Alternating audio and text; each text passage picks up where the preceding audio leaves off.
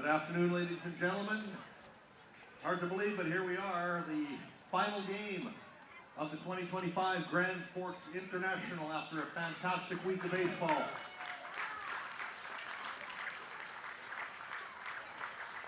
In this afternoon's game, it's the home Alaska Goldpanners of Fairbanks against the visiting Grand Forks Slag Dusters.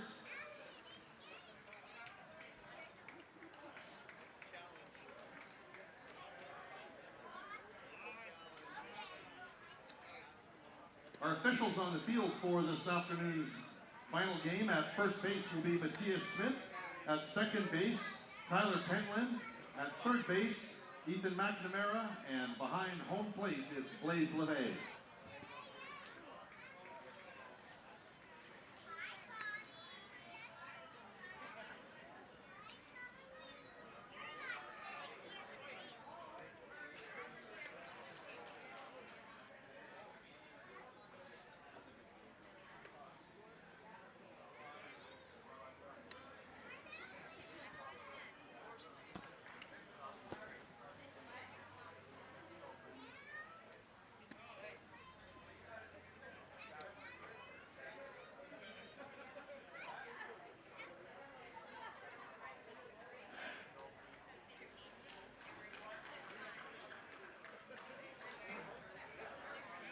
Now, ladies and gentlemen, your attention, please. We've got a report that there's a white Ford parked in front of the post office boxes just outside of the ballpark. And if you're parked right in front of the post office boxes, could you please move your white Ford? Thank you.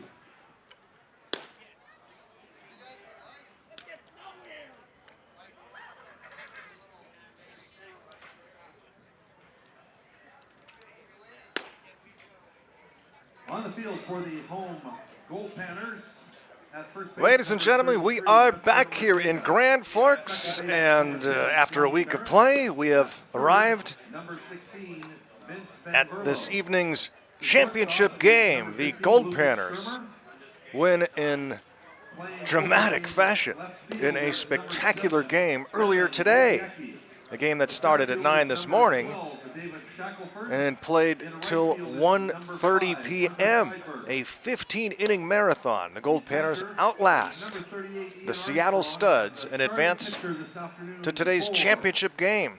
The Grand Forks Slag Dusters will be the opponent. The Slag Dusters reaching the championship game for the first ever time, and they did so by holding off a furious Honkers rally to win it 12-11. A diving play to throw out the runner at first saved the game as the tying run was coming in to score on the play. And what an incredible day of baseball here. And one more to go. The Goldpanners are on the field as the home team. The Slag Dusters will bat first, and Connor Wolf, who got the win in the game earlier today by pitching 1 inning, says he still has plenty of gas left in the tank, and he gets the ball and deals the first pitch that is fouled back and off the netting. 5:49 p.m. local time. This game was supposed to start at 3 p.m., but a couple of very long games today pushed everything back, and we're glad to have you with us here on PannerVision.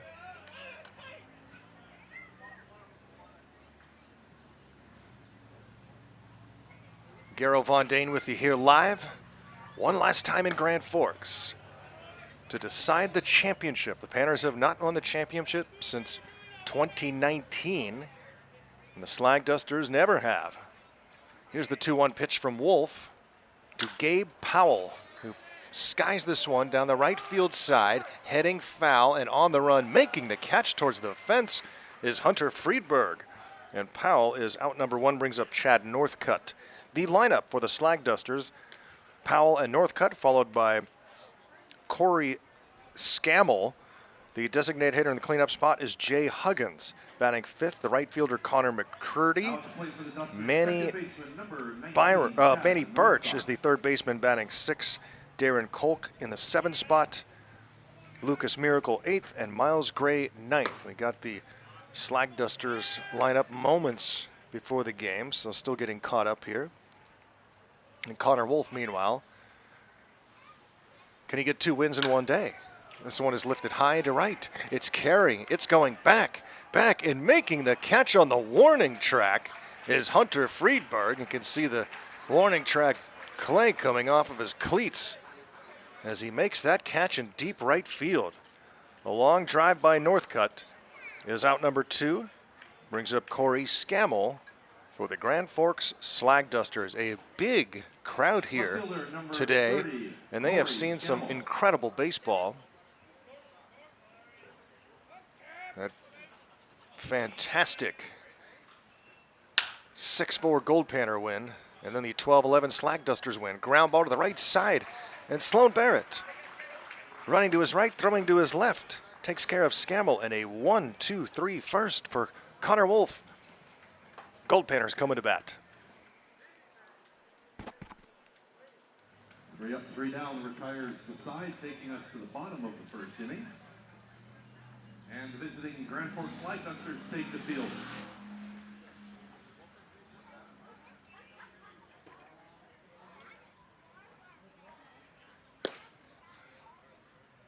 For Grand Forks, playing at first base, number 8, Miles Gray. The second baseman, number 19, Chad Northcott. Playing at third base is number 18, Manny Birch. The shortstop, number 2, Gabe Powell. In left field is number 30, Corey Scammell. The center fielder is number 22, Darren Kolk. And in right field over by the Blue Monster, it's number 11, Connor McCurdy.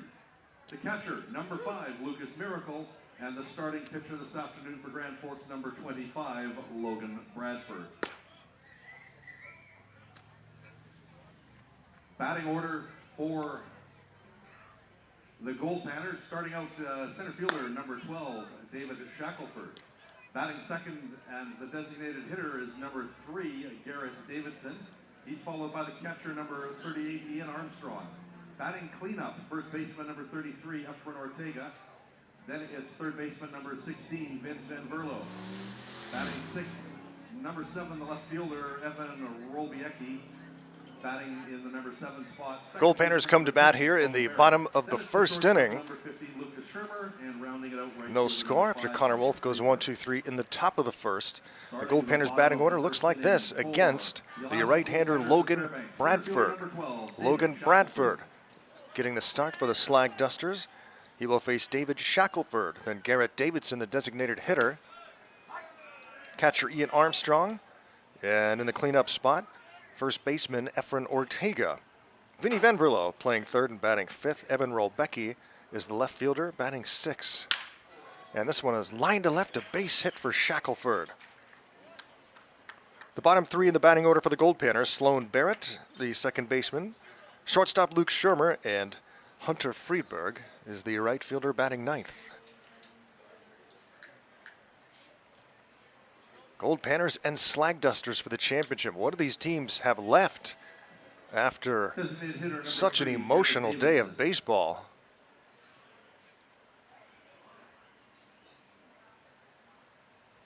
There is so much to unpack from the Goldpanner win earlier in 15 innings. Goldpanners multiple times coming from behind in extra innings. They were down 4-2 in the 14th inning and came back to tie to send it to the 15th.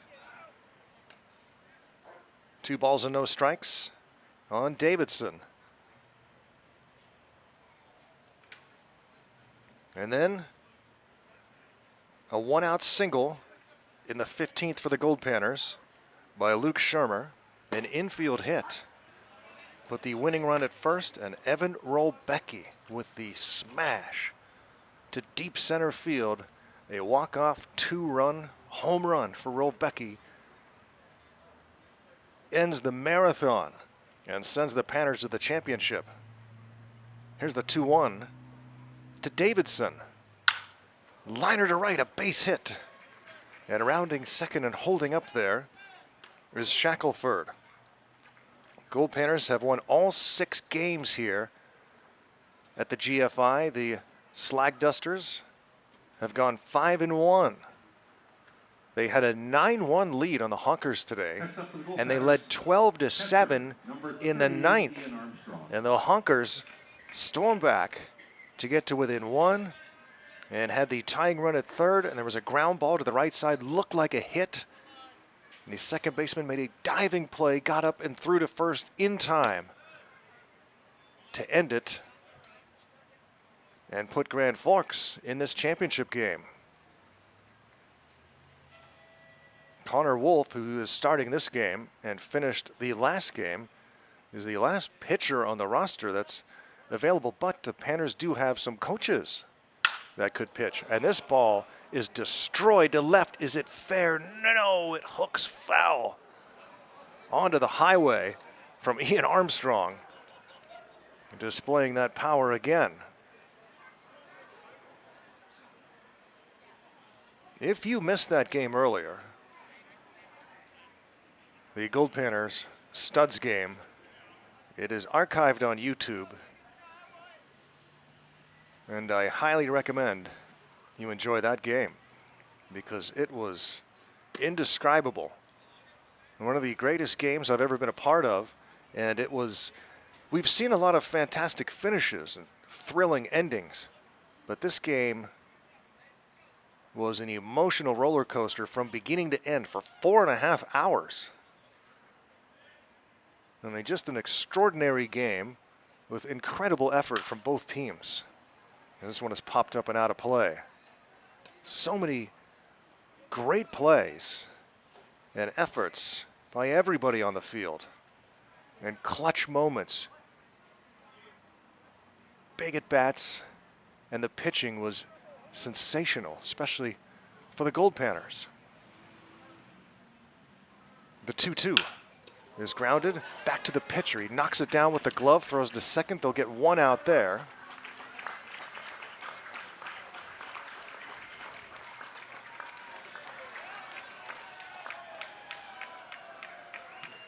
So Armstrong safe at first on the fielder's choice. And now here comes Carlos Gonzalez, and he wants to talk to the second base umpire.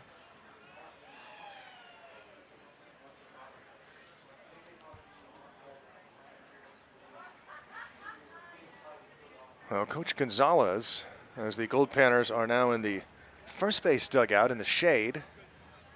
Grand Forks on the third base side. Coach Gonzalez arguing something about the call at second base.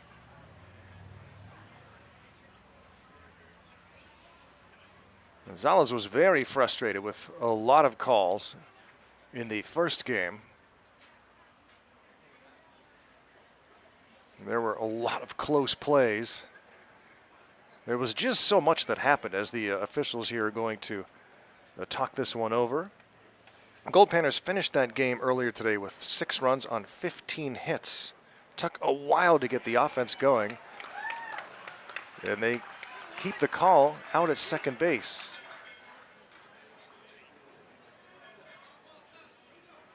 And something about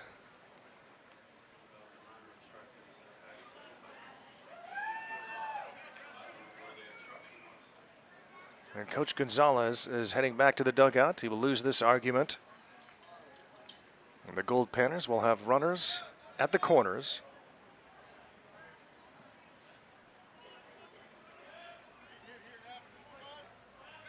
Here's first baseman number 33, Efren Ortega. And here's Efren Ortega. The runner's out at first base for an interference call.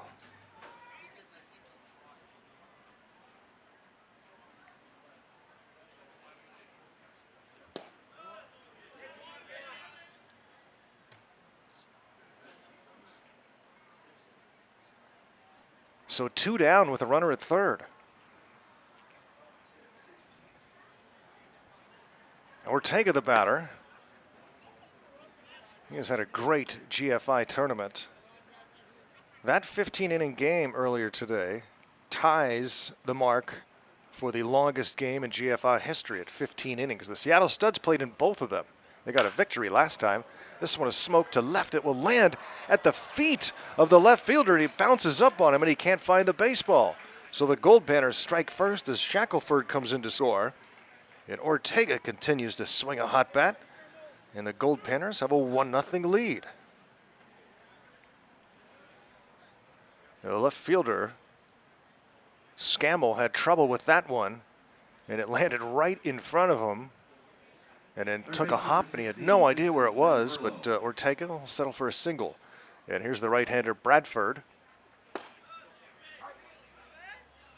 He drops one in for a strike. The Studs had excellent pitching today, as did the Goldpanners.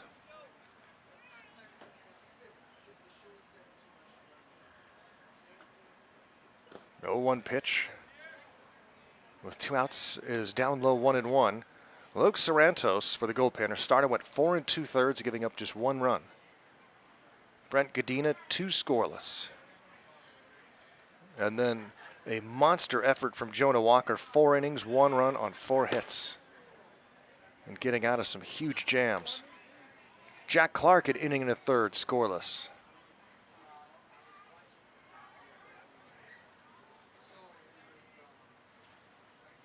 Hunter Beck worked 2 innings. That one is to the backstop, and the runner will jog to second base.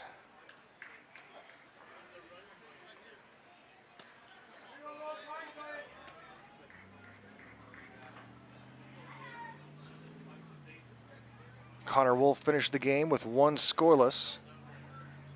Hitless inning, a strikeout and a walk before the dramatics in the bottom of the 15th ended it for Fairbanks. Strike called.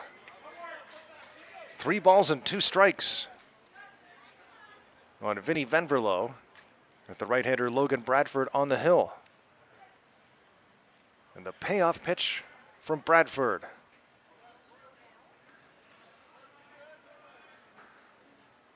Is up high for ball 4. Inning continuing now with 2 down. 3 singles in the inning and a walk.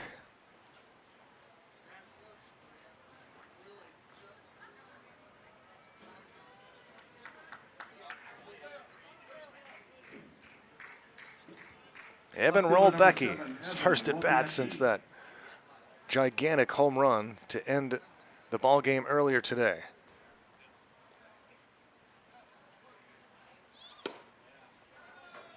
Evan had a 3-for-7 game. The Goldpanners had 57 at-bats.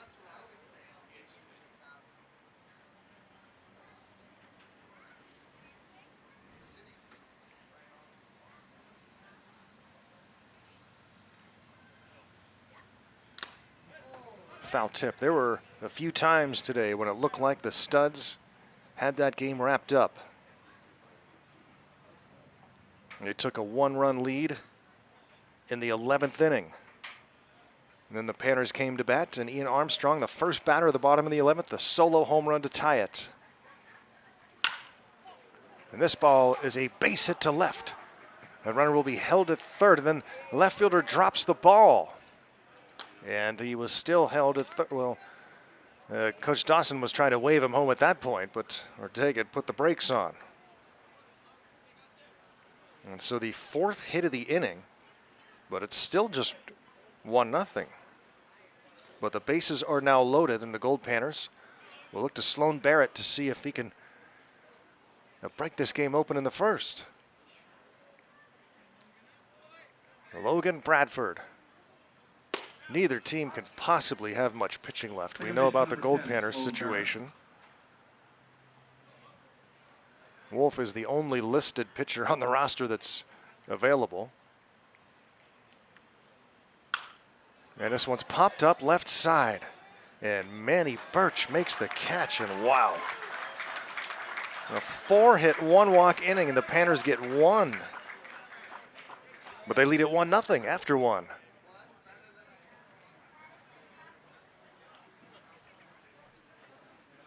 In the bottom of the first inning, the Goldpanners scored 1 run on 4 hits. There was no errors and 3 left on base.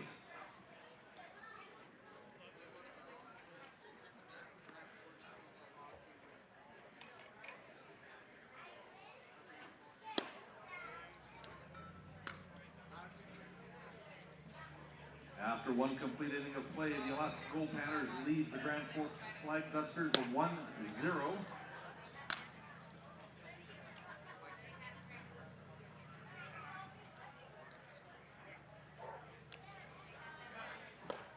Reminder to grab your raffle tickets from Guest Relations if you haven't already.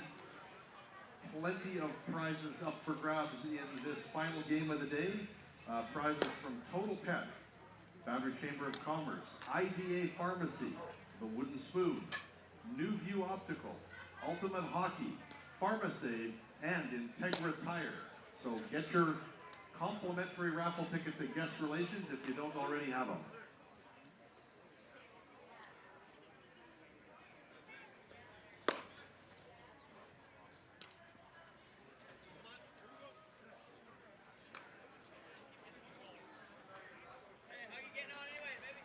Goldpanners baseball, 2 games for you today on PannerVision. And remember, you can watch the Grand Forks video feed while you tune into Panner Audio.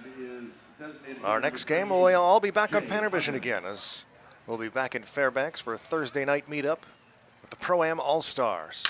And the first pitch is hit hard to left. This ball is off the fence in deep left field. And hustling into second base is Jay Huggins. Just saying between innings that this Grand Forks team could swing it. I mean, they didn't get here by accident.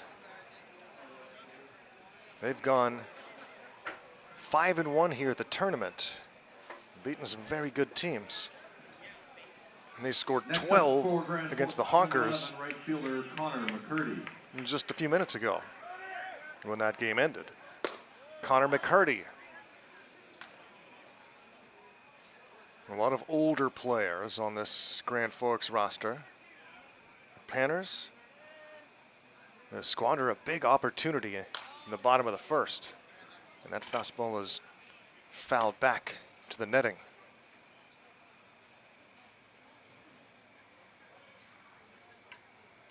McCurdy with the runner at second base, and the Panners leading 1-0 here in the second. And it's chopped to the right side. Ortega charges, fields it, and steps on the bag. Over to third goes Huggins.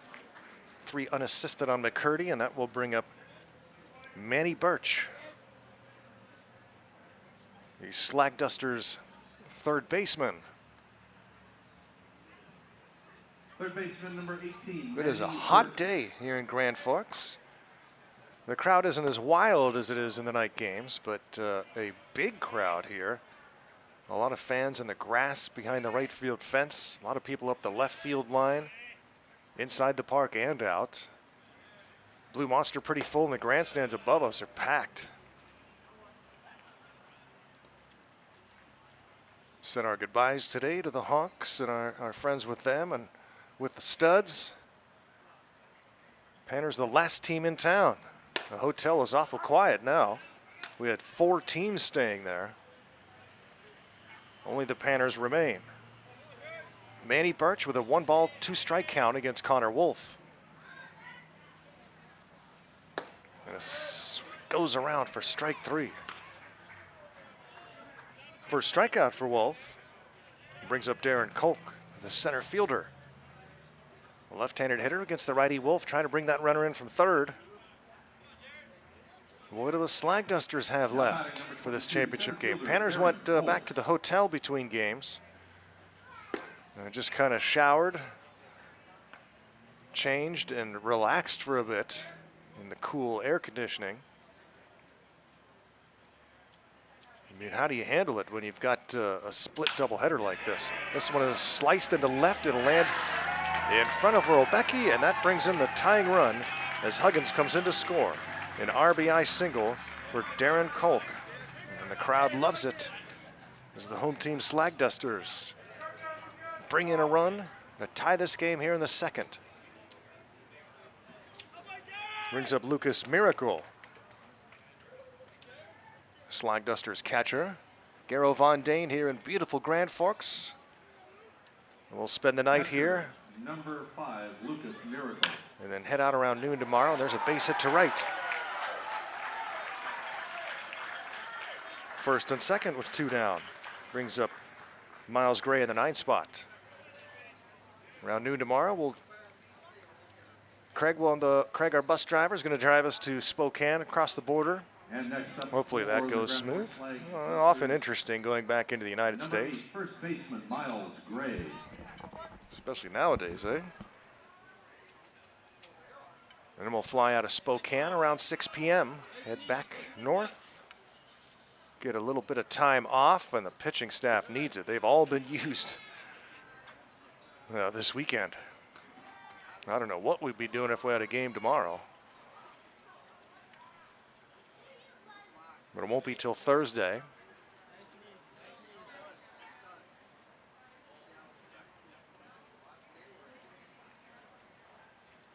In the 1-0. And part of the challenge for Coach Gonzalez in this game was getting the team back up and energized again. Brought back memories of the Miracle on Ice team that won just such a dramatic and incredible game over the Soviets, and then still had to recharge to play Finland in the gold medal game. And we all remember Herb Brooks' speech before that game.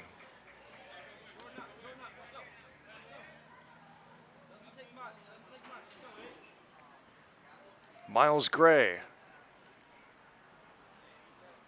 with 2 on and 2 out here in the second.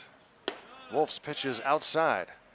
I got to interview Herb Brooks on many occasions, not about that game, but he was the head coach of the Penguins when I was covering them. And he's one of the few athletic figures that really had me starstruck nearly every time I laid eyes on him. It's Herb Brooks. Swing and a miss. And Gray strikes out for the final out. Slag Dusters leave a couple on, but they score 1 and tie this game at 1. We're headed to the bottom of the second. In the top of the second inning, the Grand Forks Slag Dusters had 1 run on 3 hits, no errors, and 2 left on base. The game is tied 1 apiece.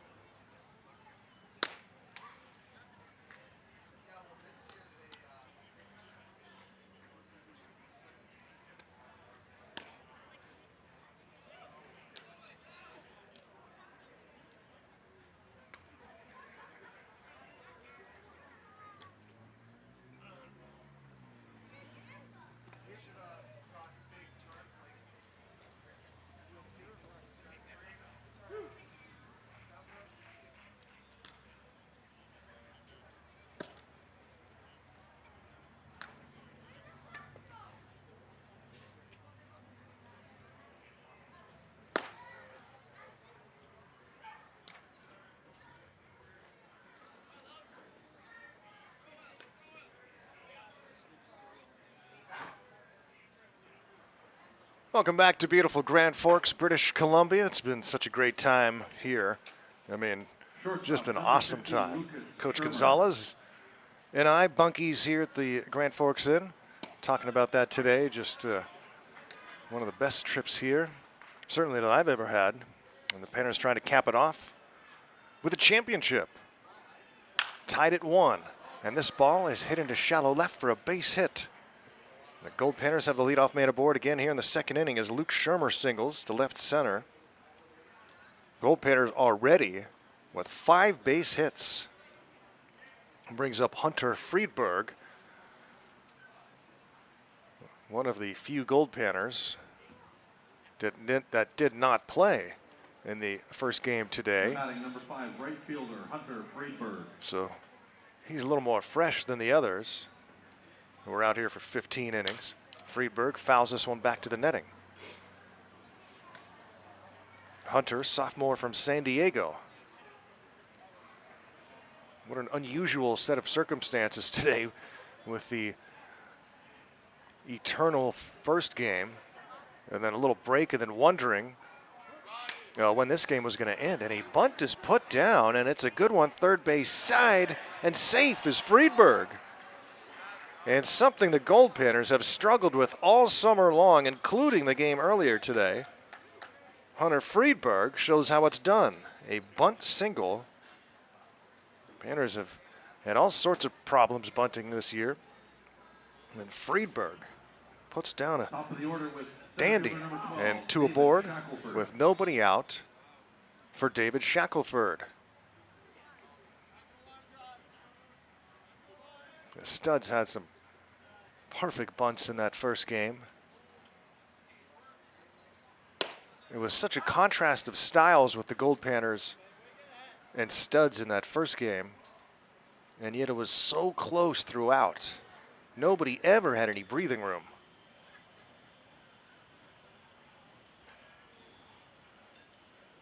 And they just drama from beginning to end. This one is lined to right for a base hit.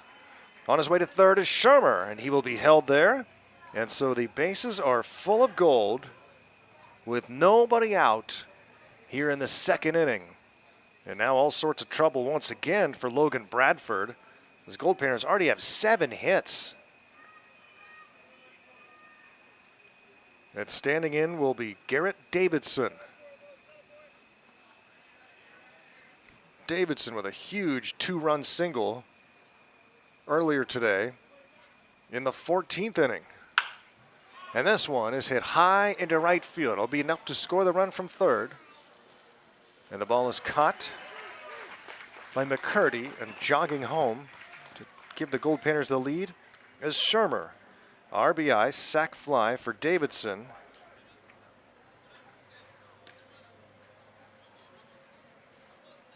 And it's 2-1 Goldpanners here in the second. Brings up Ian Armstrong.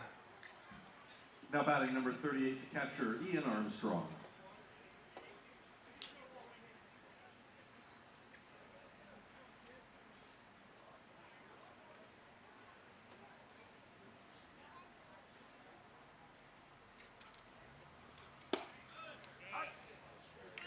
Strike called. 2-1 Panners here in the sunshine in the early evening hours. 18 minutes past 6. Armstrong, fielder's choice, first time up.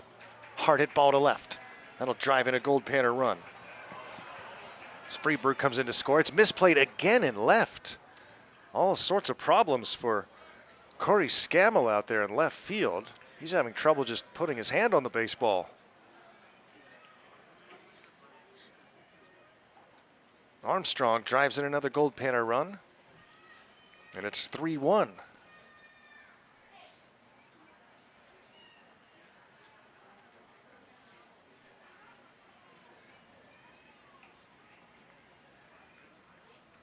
Ortega already with an RBI single, bats here in the second, and lines this one to left, and look out. This time he scoops it up, does the left fielder, but Ortega drives in Shackelford, and the Goldpanners swinging early in the count and finding a lot of empty spots everywhere. Here comes Slag Dusters field manager, tuck things over on the mound, and the question is what options do the Slag Dusters have available? That's all for Logan Bradford. He is out of the game. The Slag Dusters will make a change, and it looks like the position player is going to take over. So timeout here in Grand Forks. The Goldpanners up 4-1 in the second.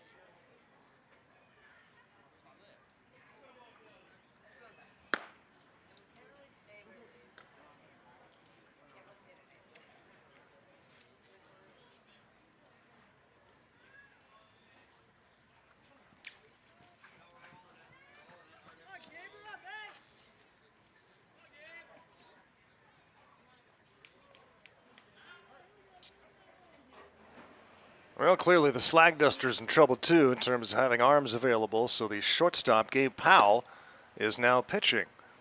Powell starts with ball one to Vinny Venverlo. The Goldpanners have broken through for 3 runs here in the second inning and looking for more.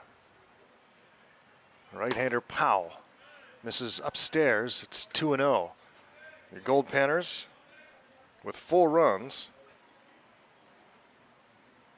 on 9 base hits already, and that chases Logan Bradford from the game.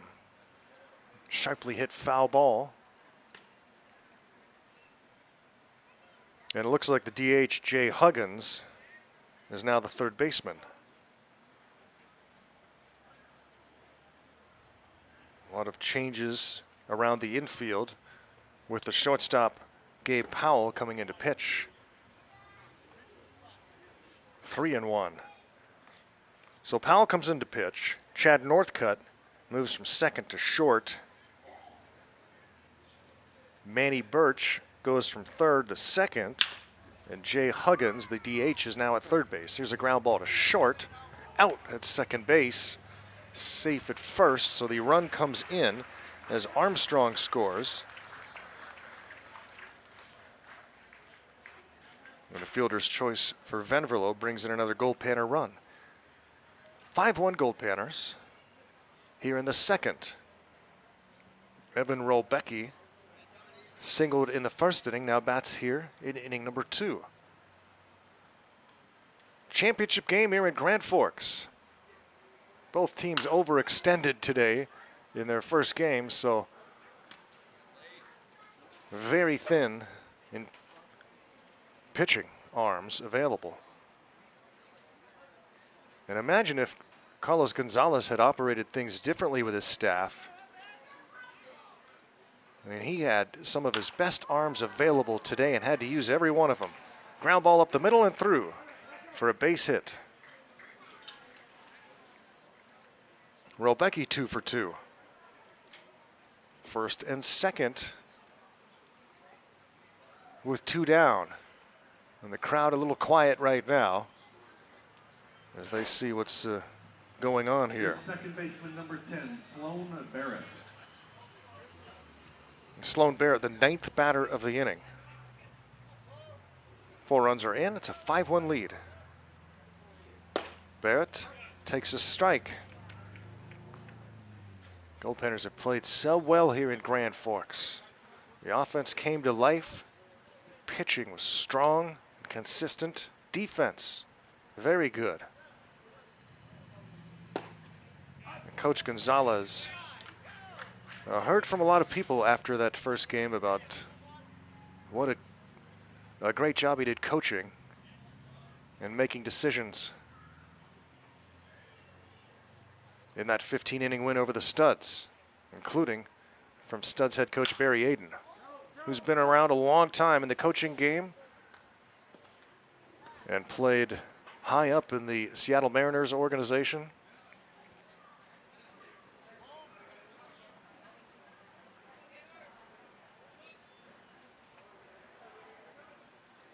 Barrett with an 0-2 count with 2 down.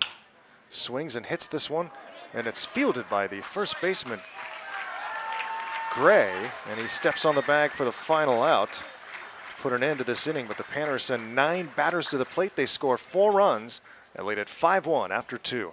In the bottom of the second inning, the Alaska Goldpanners scored 4 runs on 6 hits. There was 1 error and 2 were left on base. After 2 complete innings of play, the Goldpanners 5, the Slag Dusters 1.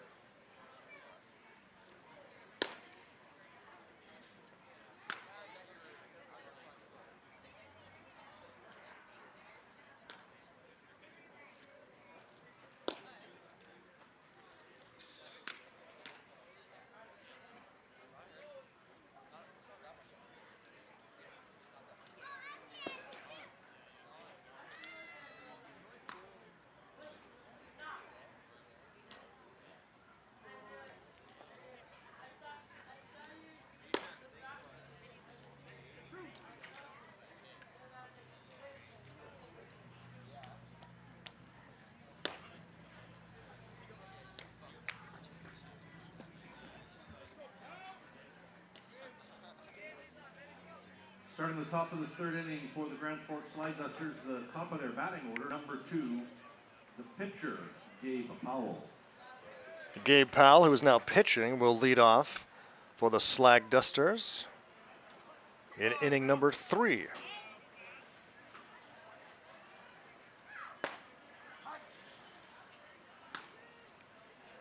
Goldpanners leading 5-1 as we start the third here in the championship game. The 2025 GFI. There's a base hit to right. Gabe Powell helping his own cause with his first hit of the night. That brings up Chad Northcutt, who is now the shortstop. Here's number 19, shortstop, Chad Northcutt. Come on, Chad.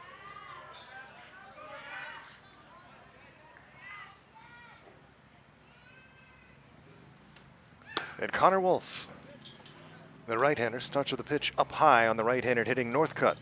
Northcutt flew out to right in the first inning. Grand Forks has shown all tournament long that they can put bat on ball. Swinging a foul tip. The Slag Dusters played the opening game on Sunday, June 22nd. We were still in Fairbanks then. And won 15-4 over the Burnaby Bulldogs. 2-1 here on Northcutt. Then the Slag Dusters suffered their only loss of the tournament to the Alameda Merchants, 12-4. This one is lined towards right center. That's a base hit. The runner will go around second and head to third, so Powell is in safely. Back-to-back base hits here in the third as Northcutt singles.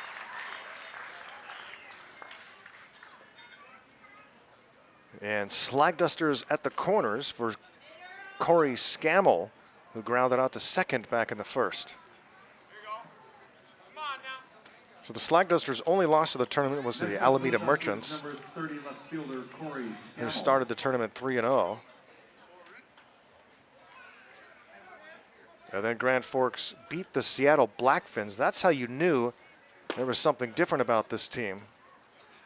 When they went 2-1 by beating the Seattle Blackfins 9-5 in the night game on Wednesday.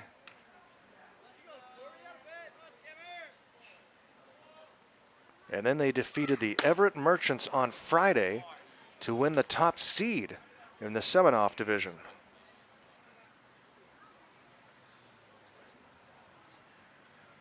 They came back to beat Calgary in the quarterfinal and then got the huge lead over the Honkers today before hanging on late by the skin of their teeth for that 12-11 win. Stolen base for Northcutt. Second and third here with nobody out.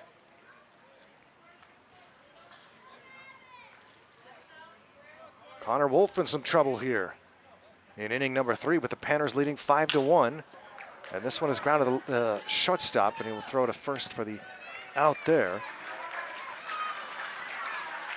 Shermer to Ortega. But it's an RBI ground out, and it's now a 5-2 game as Powell scores. Over to third goes Northcutt. As the Grand Forks Slag Dusters try to chip away here.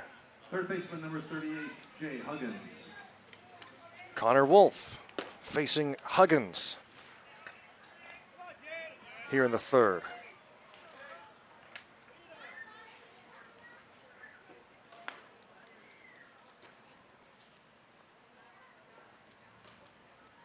That one way outside. This was a 10-team tournament this year. It was 8 a year ago. This is the third straight year of the Slag Dusters program here at the GFI.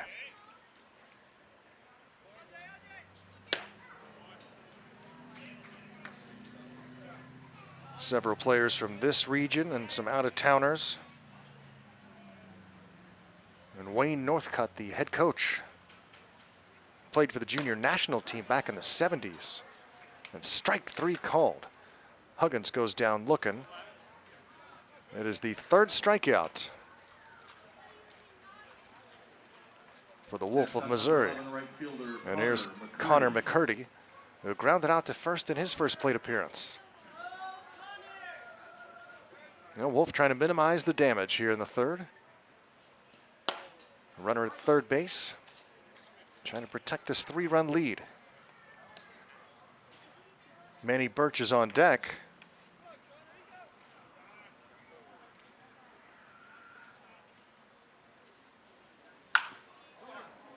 And no PIL teams in the final this year. That's an unusual ending to this tournament.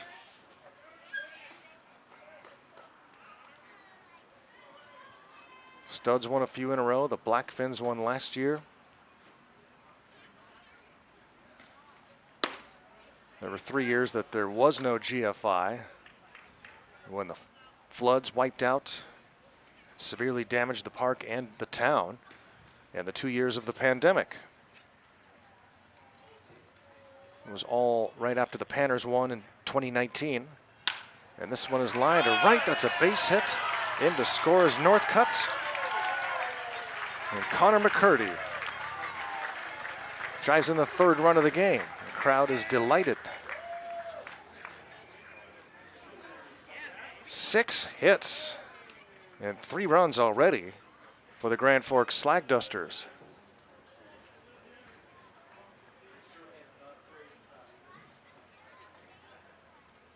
Manny Birch, who's now the second baseman after starting the game at third.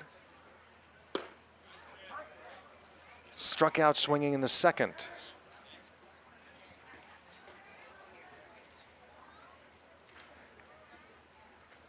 And the Slag Dusters look like a team that's not going to go away. That one's in the dirt, kicks away from Armstrong, and over to second goes McCurdy on the wild pitch.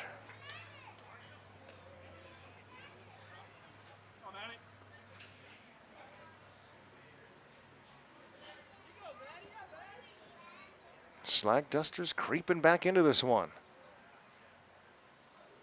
Scored a lot of runs in this tournament. And have done just enough pitching-wise to go 5-1.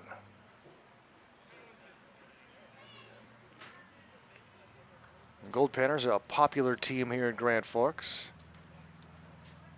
but not when they take on the home team Slag Dusters. A swing and a miss. Strikeout of Birch ends the inning, but the Dusters pick up 2. It's now a 5-3 Goldpanner lead after 2.5.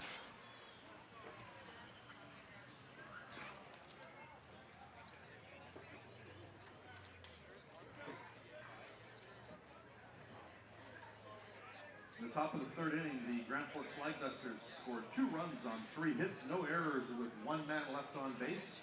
And after 2.5 completed innings, the Goldpanners lead the Dusters 5-3.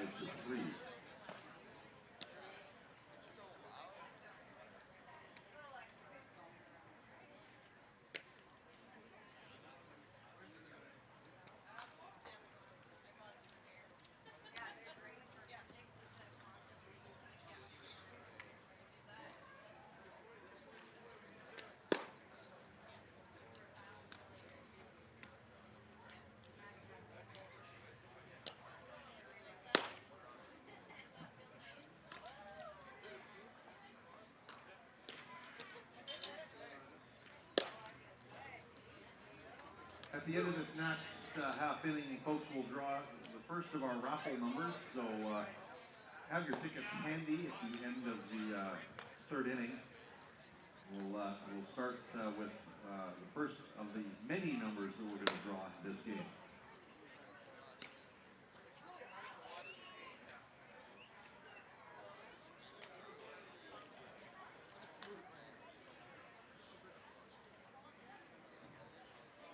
Starting at the bottom of the 3rd inning for the Alaska Goldpanners, shortstop number 15, Lucas Shermer.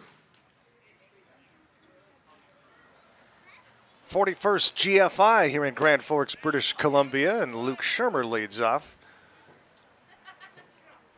against Gabe Powell. Started the game as the shortstop.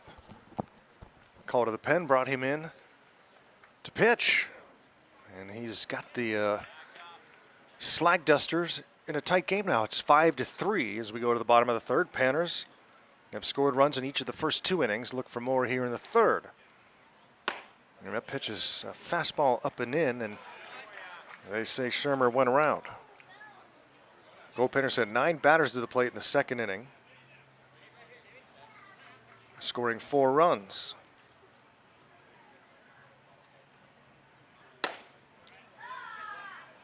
Shermer stands in with 2 balls and 2 strikes. After Luke is Hunter Friedberg, then the top of the order, David Shackelford. Garo Von Dane. A final broadcast from Grand Forks here in the championship game. Swing and a miss. Shermer strikes out. Made a lot of friends here this week around town and here at the ballpark, and a bid farewell to them after this game, or perhaps tomorrow. And seeing a lot of familiar faces and friends from over the years. Always a great time being here at the GFI and in this wonderful town, Grand Forks. Going to miss my daily hikes up the mountain behind the hotel. I did faster every time. No mountains to climb in Fairbanks. Swing and a miss. It's 0-2. 1 out here in the bottom of the third. The Panners leading 5-3 against the Slag Dusters in the championship game. Panners trying to go 7-0 and win overall their 8th game in a row. Strike 3 called. How about the effort here from Gabe Powell? He's faced 5 Goldpanners, allowed just 1 base hit, and he has struck out 2. Top of the order, and now we'll face center fielder number 12, David Shackelford. He is 2 for 2 with a couple of singles and a couple of runs scored. Shackelford, the junior from Hope International out of La Habra, California.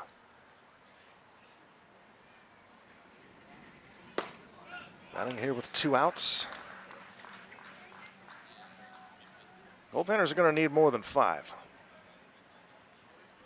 So not done yet offensively.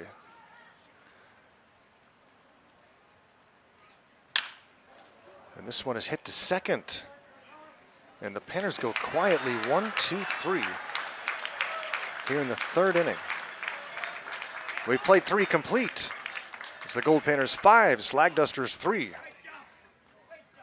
3 up, 3 down, retires the side, taking us to the top of the 4th inning after 3 complete. The Goldpanners lead the Dusters 5-3.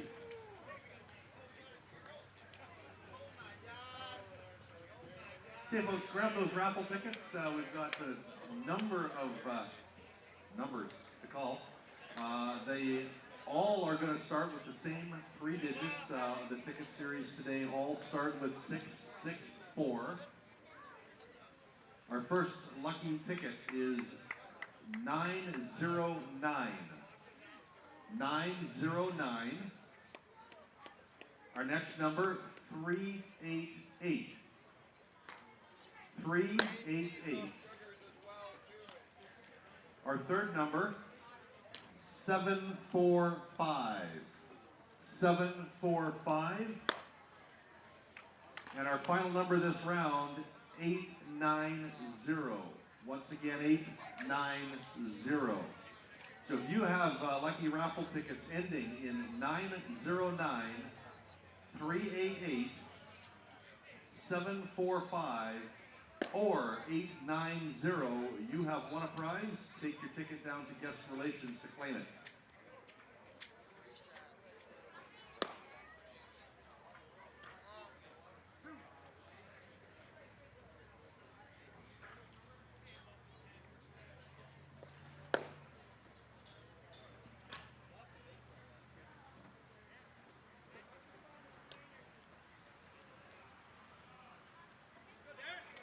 Garo Von Dane here in Grand Forks. What a spectacular day of baseball it has been.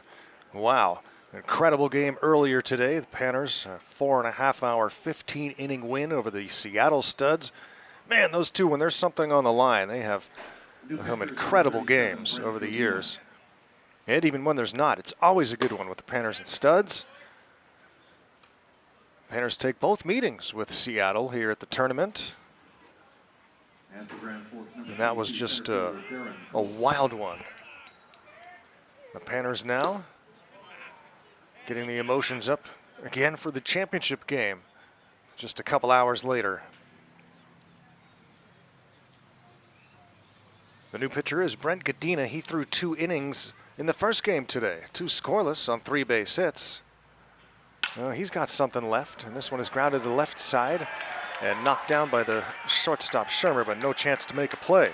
So an infield hit for Kolk. He's got his second hit of the game. And the leadoff man is aboard for Grand Forks here in the 4th. Well, they have served notice that they're not going to go away and they can swing the bat.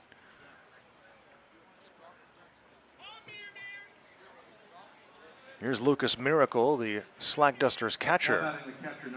Brent Gadina will work with a runner at first and nobody out. 5-3 Goldpanner lead here in the top of the 4th.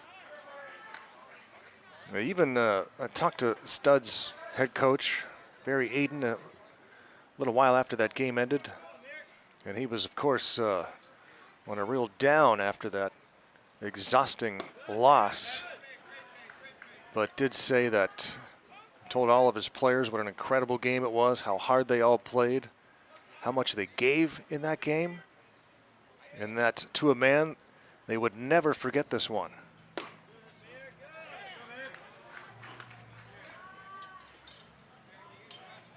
And the same can certainly be said for the Goldpanners.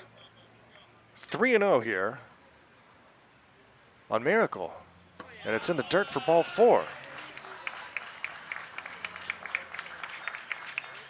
2 aboard with nobody out. Tying run is at first here in the 4th inning. Slag Dusters in white pants, brown jerseys with white and gold trim, kind of like Wyoming Cowboys colors. And a bunt is put down. Gadina will field and throw to first, and he throws it into right field.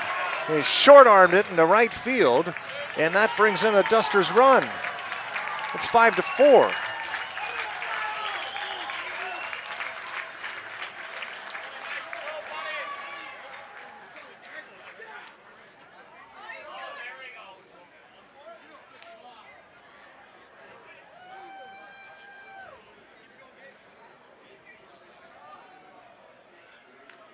Runners at the corners now, and still nobody out.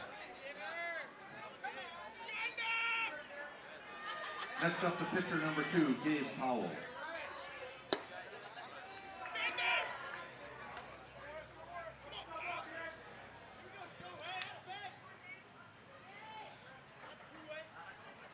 Here's Gabe Powell, the pitcher.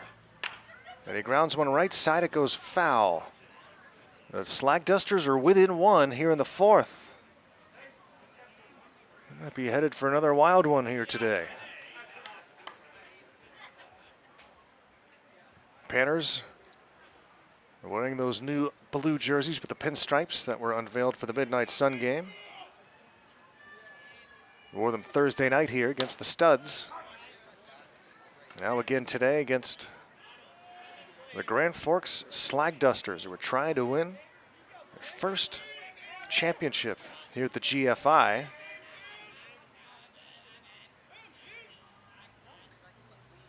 Here's the 1-2.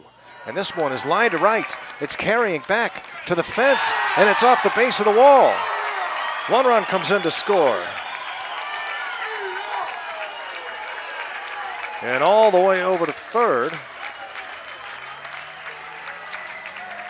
goes Gray, and Powell ties the game with a double to right. And here comes pitching coach Vince Payne to talk to Brent Gadina. And it's hard to pitch in 2 games in the same day. It's just such an unusual thing that doesn't happen. And pitchers are such creatures of habit and preparation that everything is different if you pitch twice in the same day. Especially when the games are separated by a couple hours, a few hours. And Gadina trying to get settled in here,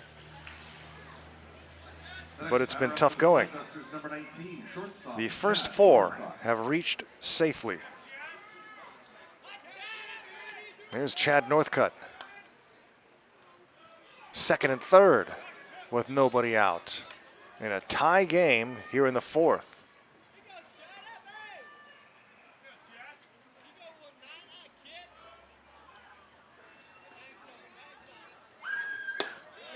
Misses outside, 1-1. Northcutt 1 for 2 with a single, a run scored, and a stolen base. Slag Dusters with 1 in the second, 2 in the third, 2 in the 4th.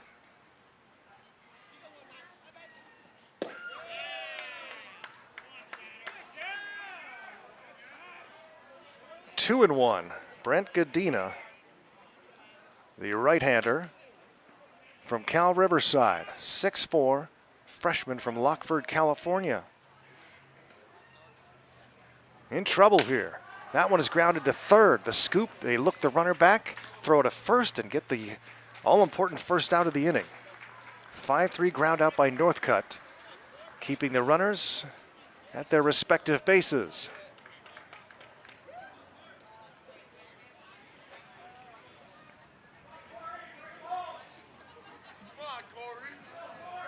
Left fielder number 30, Corey Scammell.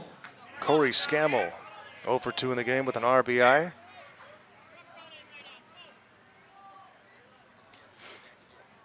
Now, we've talked all week about the wild partying in the Blue Monster in the night games. It was no different last night, but last night security decided to remove people who were encouraging people to consume. There's the constant chug, chug, chug call out there when somebody walks into the area with a fresh beverage. As there's a ground ball to second, it scores a run. The Slag Dusters take the lead. The RBI ground out by Scammell. Gray scores. Over to third goes Powell. And Grand Forks in the lead here in the 4th. Brings up Jay Huggins, the third baseman. And still a runner at third. And that one's a line to left, a base hit. 7-5 Dusters.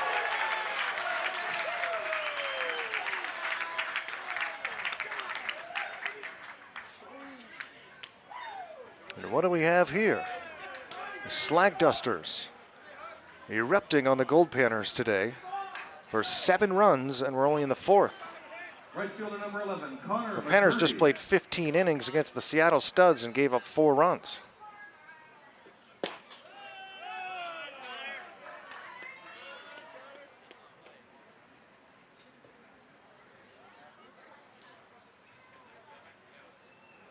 And they will have to look to the pitching staff for any more, the coaching staff for any more pitchers.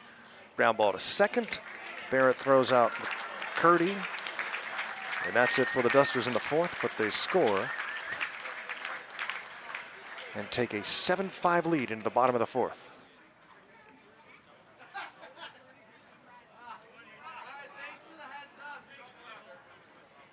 In the top of the 4th inning, the Grand Forks Slag Dusters scored 4 runs on 4 hits with no errors. There was 1 man left on base, and after 3.5 completed innings, the score is Grand Forks 7, Alaska 5.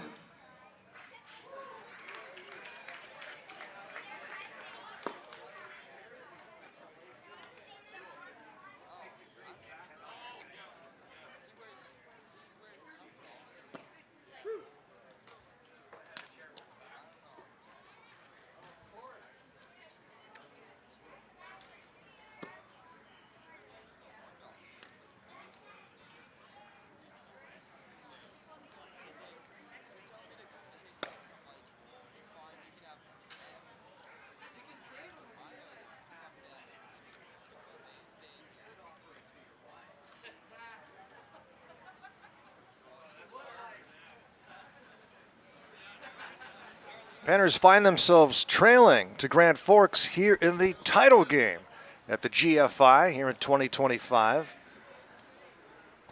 The Panners will send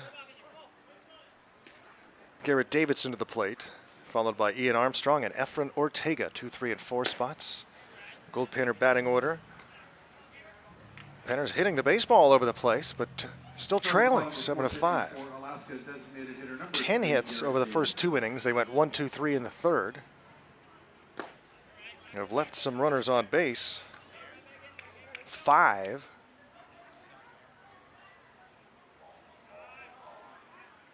And a ball comes onto the field. So time is called. It's from the Goldpanner bullpen as Matthew Gonzalez on the Goldpanner coaching staff has pitched a couple of times. And was a Goldpanner pitcher last summer. Here's the 2-0.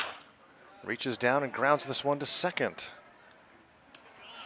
Birch on to Gray. 1 up and 1 down here in the fourth, and suddenly he has retired 5 in a row. Here's Ian Armstrong. Now batting for the Goldpanners, number 38 catcher Ian Armstrong. 1 for 2. The run batted in and a run scored. I haven't seen a cloud all day. Gorgeous Sunday afternoon, or morning, afternoon, and evening as that one comes right back towards my face.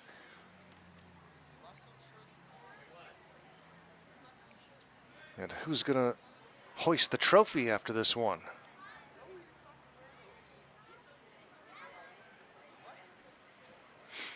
Spent a lot of time talking about who has the advantage when you play 2 games in one day. The team that had a long break in between, or the team that's just gets ready to go again. Armstrong spins out of the way of that chin-high pitch. It's 1-1. 7-5 Slag Dusters here in the bottom of the fourth inning. Goldpanners the home team. Need to hit some more balls to left.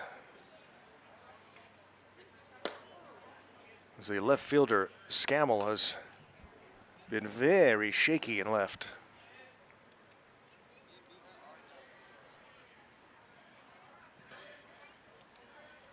Here's the 2-2 to Ian Armstrong.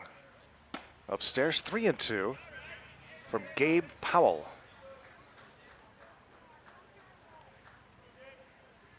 Logan Bradford struggled in this start. An inning and a third, 8 hits. This one is hit high into shallow left. And it's going to be the shortstop going back to make the catch as he falls down. Armstrong, high pop fly for out number 2. And that'll bring up Efren Ortega, who's 2 for 2, couple of runs batted in. Can Ortega get something started with 2 outs here in the fourth? Slag Dusters have scored runs in each of the last 3 innings. First baseman number 33, Efren Ortega. 2 outs, nobody on.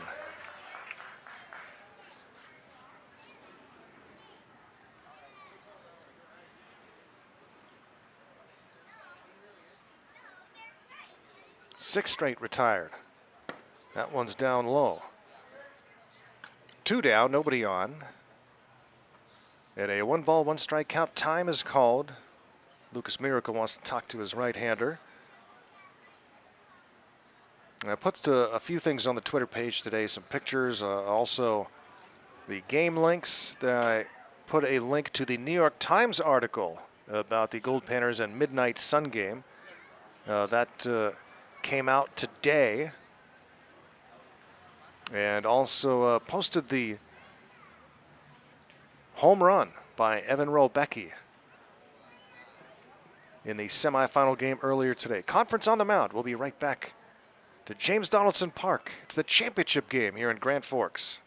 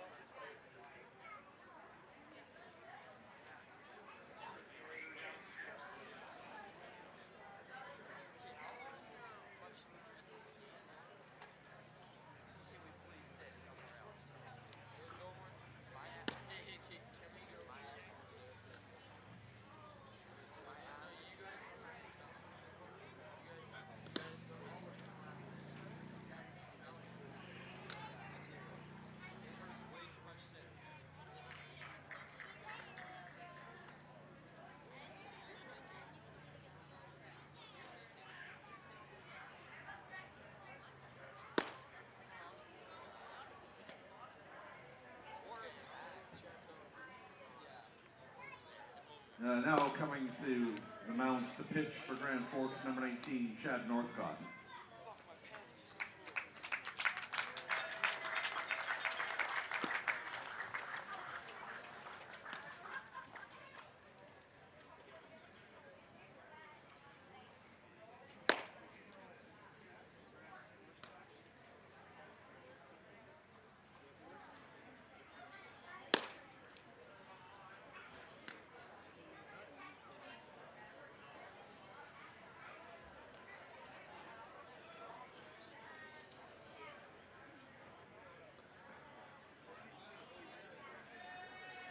Chad Northcutt takes over on the hill. That's all for Gabe Powell. Looks like his arm may have been bothering him, so he goes back to short where he started the game. And Chad Northcutt, who was at short, is now pitching. There are 2 outs, a ball and a strike on Ortega, and he gets hit by the first pitch from Northcutt. So Ortega takes first base. He's been on base safely all 3 plate appearances. Panners trailing here, 7-5 in the 4th inning of this championship game. Vinny Venverlo, 0 for 1 with a walk and an RBI. Now batting number 16. It was amazing that the Honkers came that close to getting into the championship game.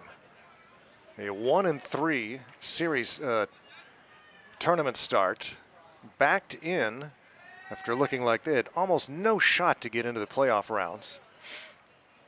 They were as surprised as anyone to get into the quarters. Here's a high chop to third. No chance. They throw it anyway to first, but easily in safely with an infield hit is Venverlo. So the inning continues with Gold at first and second for Evan Rolbecki.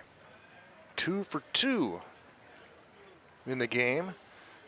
And Rolbecki had 3 base hits in the first game today and an unforgettable 2-run home run to walk it off for the Goldpanners. And yeah, I mentioned that video and audio clip is on my Twitter page at VoiceOfGman.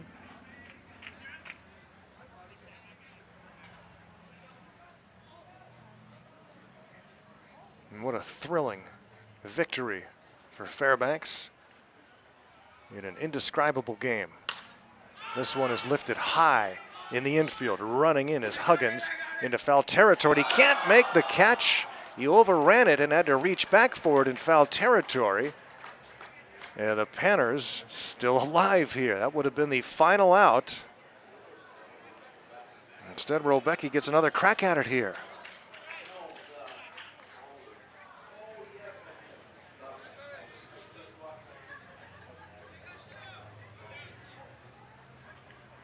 Two down, and Gold at first and second. Northcott pitching to Rolbecki. And that one's just a little bit high. 2-1 to Evan out of Hawaii. And Rolbecki get yet another big base hit here today. Runner takes off from second. Swing and a miss. Ball is dropped, so both runners advance.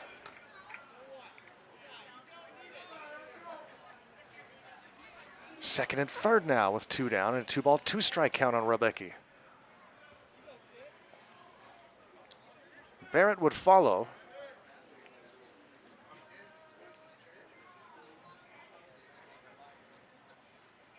And here's the 2-2. Rolbecki swings and hits this one to short. Across the diamond in, oh, I thought he dropped the ball. He hangs on to it. And the 6-3 ground out ends the threat and the inning. We've played 4 complete at 7-5 Grand Forks. In the bottom of the 4th inning,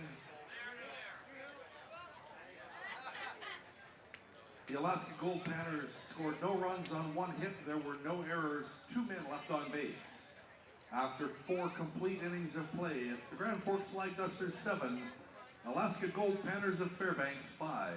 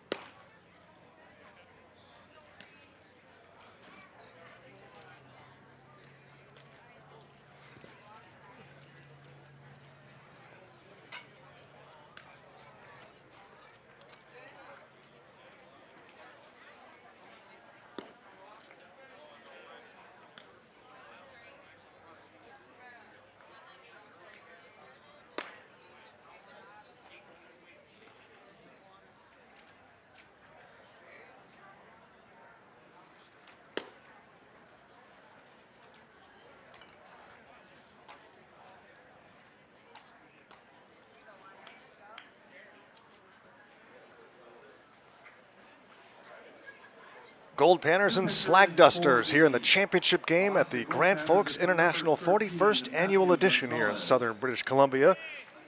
All that play this week has led up to this moment. Goldpanners, Slag Dusters, Panners trailing 7-5 as we start the fifth, and Matthew Gonzalez into pitch. The right-hander on the coaching staff, Matthew Gonzalez. No pitchers left on the Goldpanners staff. Everyone has thrown this weekend. Some have thrown multiple times. Here's the 1-1 to Manny Birch. And Birch skies this one to left. Rolbecki towards the line, waiting for it to come out of the sunshiny sky, and makes the catch. Birch is 0 for 3 in the game.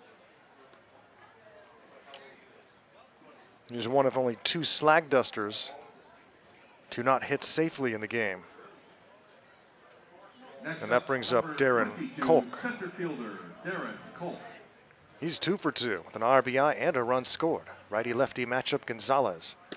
So the Panners, here's the situation.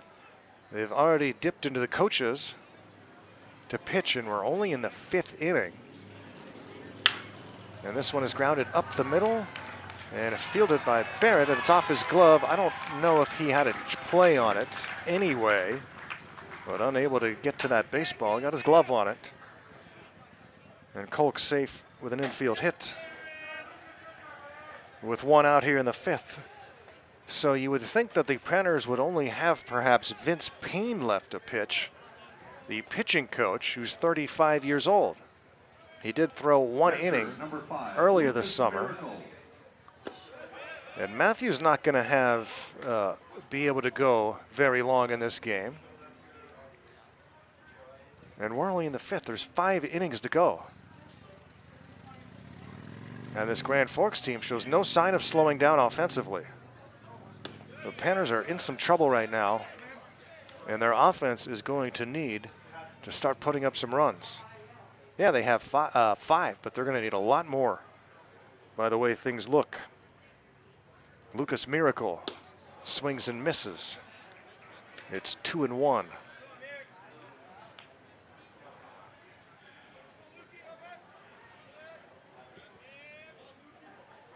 Miracle a single and a walk and a run scored so far. Takes a strike.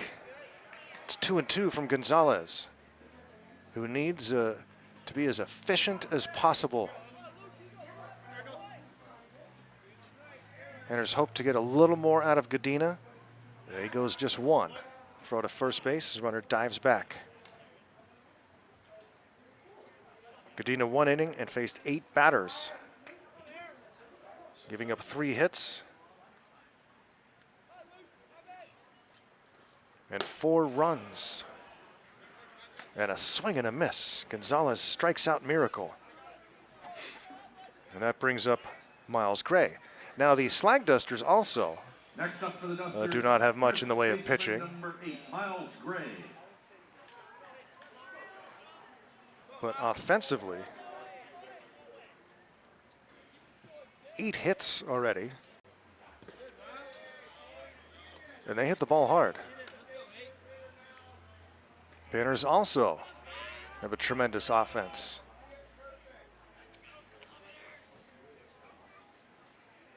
Well, this is anybody's game. Gonzalez gets a strike on the outside corner. It's 1-1. But the Slag Dusters have the edge now. It's 7-5. Earlier, it looked like the Panners might be off to the races again, leading 5-1 and left a lot of runners on. That ball is in the dirt and allows the runner to go to second. But then the Slag Dusters came roaring back, and the Panners left the bases loaded in the first, left 2 on in the second. And those loom large right now. Here's the 2-1 from Gonzalez. Swung on, chopped over the mound, and fielded behind second base, and the throw is wild. And the runner somehow does not come home from third. So disaster averted for the moment.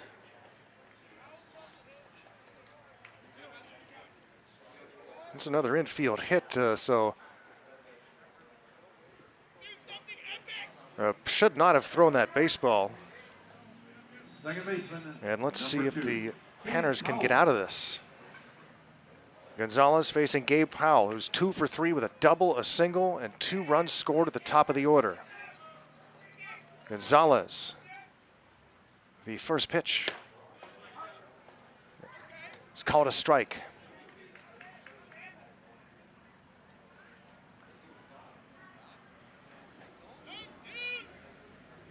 Started the game at short, then moved to the mound, and back at shortstop now. And that one skipped in the dirt, but good block by Armstrong to prevent a runner from coming in from third. It's been a long day of baseball for the fans here. It started at 9 a.m. 10 hours plus so far. This one is chopped to the left side, and a throw across the diamond is in time. Vanderlo to Ortega for the final out. No damage done here in the 5th. Good work for Gonzalez. We played half a ball game here in the championship at Grand Forks. It's 7-5 Slag Dusters. Slag Dusters scored no runs on 2 hits. There were no errors and 2 left on base. The score remains 7-5. Grand Forks over Fairbanks.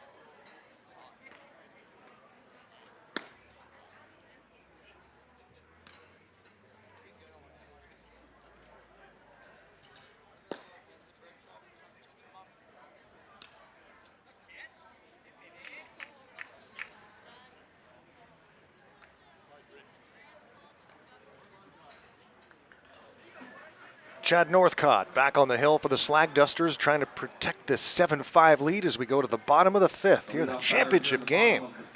Goldpanners haven't been in the championship game in a while. Now trying to finish the job. But down 2 here in the 5th. It's the bottom 3 in the order. Sloan Barrett, Luke Shermer, and Hunter Friedberg due up. Panners trying to get back on the board offensively. Barrett is 0 for 2 in the game. Takes a strike. It's 1-1. Sloan Barrett leading off this 5th inning. The sophomore from Grayson College. And he takes a breaking ball for strike 2. 1-2 on Barrett.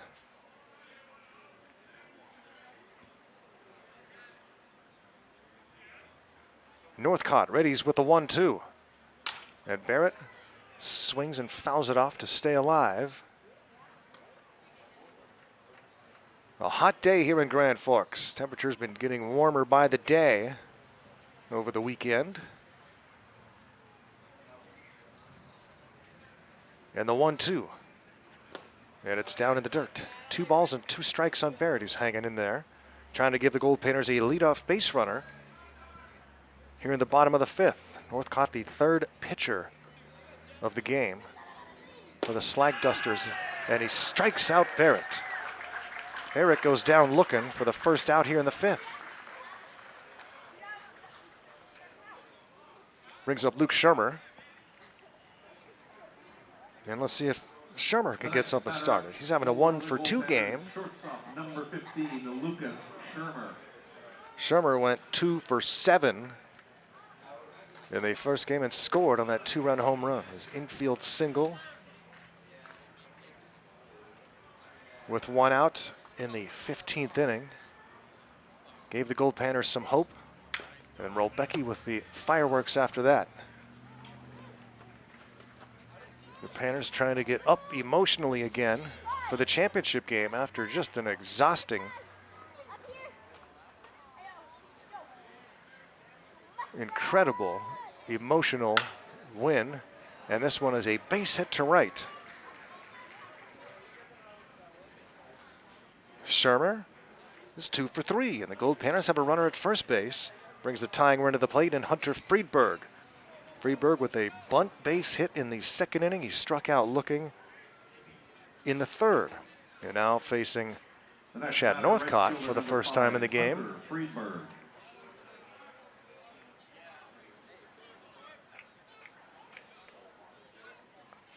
We'll keep an eye on Shermer. And a delayed takeoff. Interesting play, and he goes to second base, and the ball sails into center field, so he'll take off for third.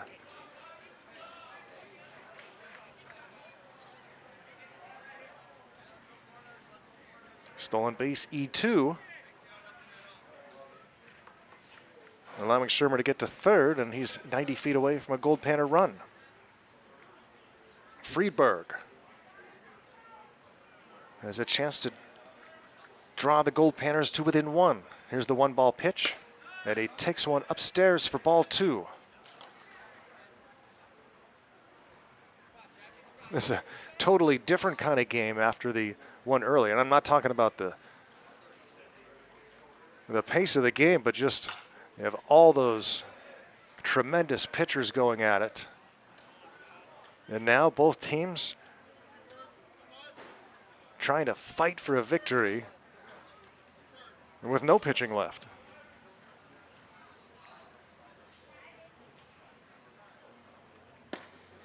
The Slag Dusters and Honkers were watching that Goldpanner game and just loving the fact that the Panners were going through 6 pitchers. And then they went a long game, winning 12-11. And it's ball 4. And went through their pitching staff.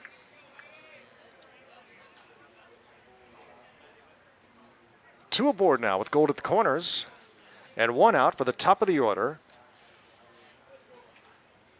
David Shackelford. Shackelford, a 2 for 3 game so far, 1 for 7 in the 15-inning game earlier against the Studs. Man, you could just see the shock on the faces of the Studs and the exhaustion. And both teams were going to have a lot of things to point at in that game. And there goes the runner. The throw to second is not in time. Staying put at third is Shermer. But now second and third with 1 out. And a base hit here could tie the game.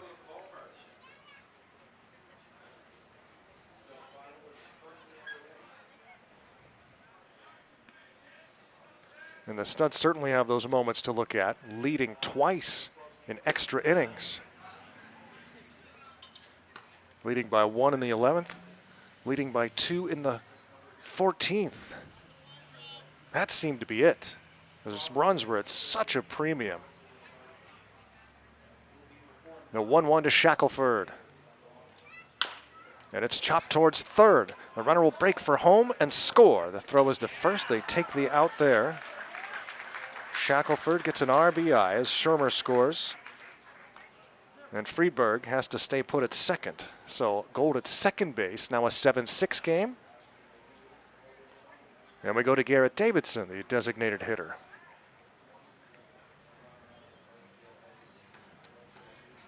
Now batting designated hitter number 3, Garrett Davidson. In that 14th inning with the Panners trailing by 2, the first out was recorded and things were looking bleak.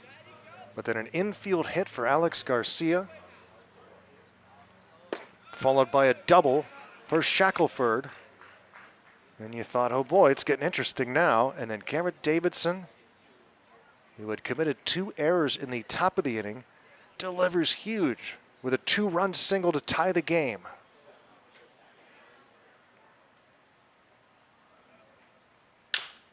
This one is hit to the right side. It's stabbed. And the throw to the pitcher covering the bag makes a very athletic play to record the out. Goes 3-1. It looked awkward as possible, and they get it done. The Panners pick up a run. It's now a 7-6 game. We're headed to the 6th.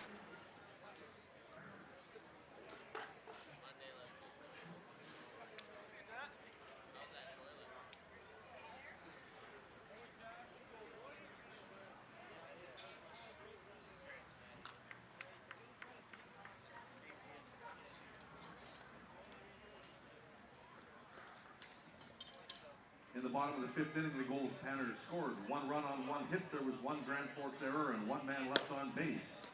And the score after 5 complete innings, Slag 7, Goldpanners 6. Folks, grab your raffle tickets. This is, I am told, the last raffle draw of the 2025 Grand Forks International. I've got 4 numbers to call. Get your tickets out. As I said earlier, the tickets today all start with 664. So the first 3 digits on your raffle ticket better be 664, otherwise you got yesterday's tickets.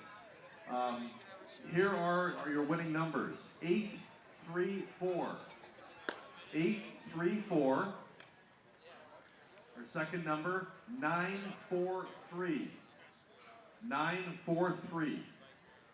Our third number is 845. 845. And our final number, 556. 556. So if you've got any of those raffle ticket numbers, you've won a prize. Head down to guest relations to claim it.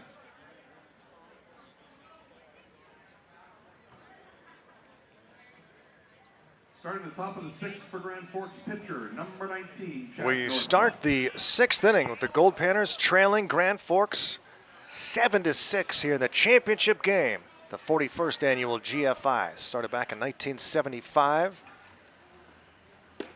Here we are in 2025. Matthew Gonzalez back out for his second inning work. Starts with 2 strikes on Chad Northcutt, who's now the pitcher for the Slag Dusters, and a swing and a miss. He strikes out on 3 pitches. And that's what we need from Matthew. A lot of quick outs. He faced 5 batters in the 5th inning. 2 infield singles to extend that inning. Did not give up a run. Right now, Corey Scammell, who's 0 for 3, but has a couple of RBIs on ground outs to bring runs in. Number 30, Corey Scammell. Bats here with 1 out, the base is empty. Swing and a miss.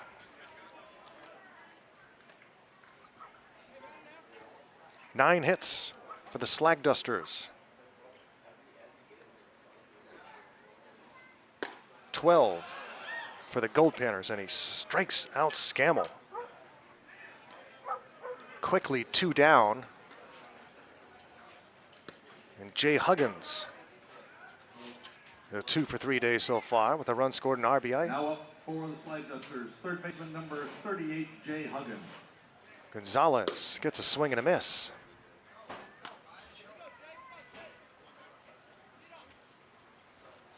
Gonzalez working quickly, and it's been very effective here in the 6th. Quickly 2 strikes on Huggins. Held off on that pitch away. It's the first ball.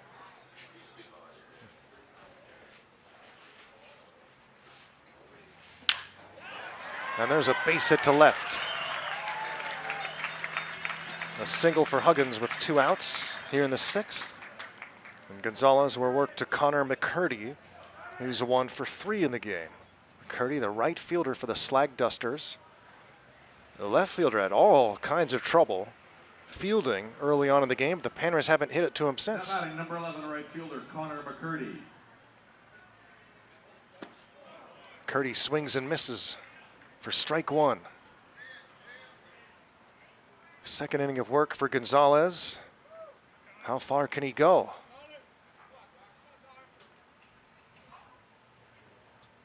Swing and a miss. 2 strikes. Top of the 6th inning.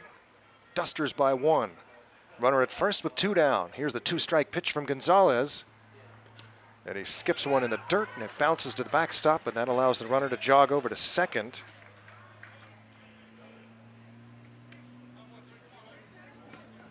Gonzalez will try to take care of McCurdy with a 1-ball, 2-strike count. Seesaw game here, and the Slag Dusters find themselves in front.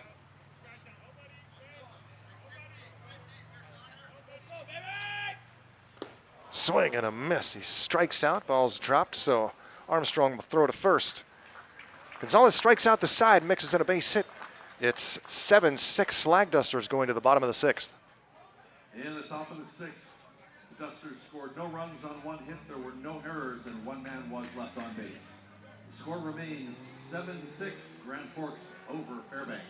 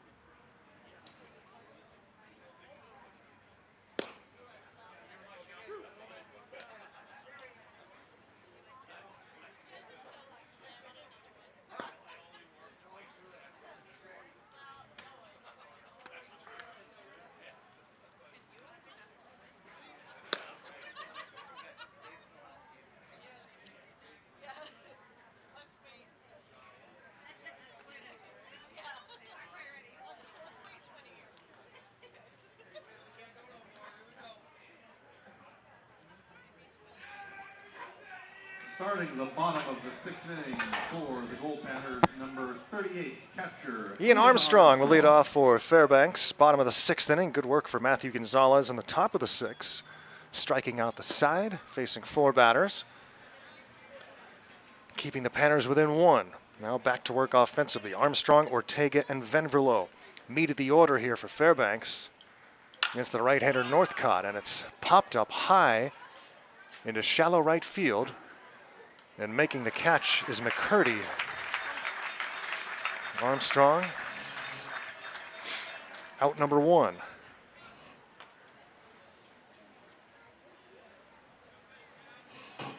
And brings up Ortega, who's been on base all three times, couple of hits and was hit by a pitch. Two runs batted in for Efren. Ortega. Panners just 2 hits since the second inning.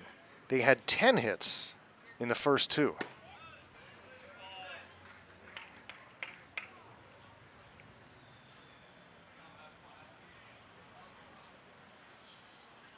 The 1-ball pitch is in for a strike on Ortega. Venverlo on deck. This is one of those games where you just don't have a great feel for who's going to come out on top. That one hits Ortega. Looked like it got the visor on his helmet. Second time in a row he's been hit by a pitch. Goldpanners have a 1-out base runner for Vinny Venverlo. He was walked, reached on a fielder's choice, and had an infield hit. Venverlo for the Goldpanners.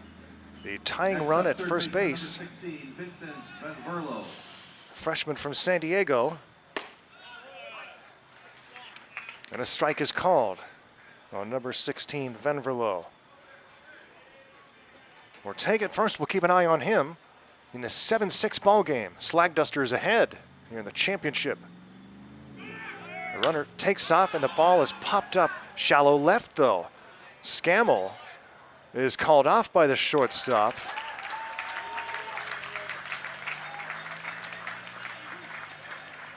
And he makes the catch. A couple of pop-ups here in the inning. And it brings up Rolbecki, who's 2 for 3 in the game. And Evan find a gap. Ortega will be on the run with 2 outs on contact. Or maybe before.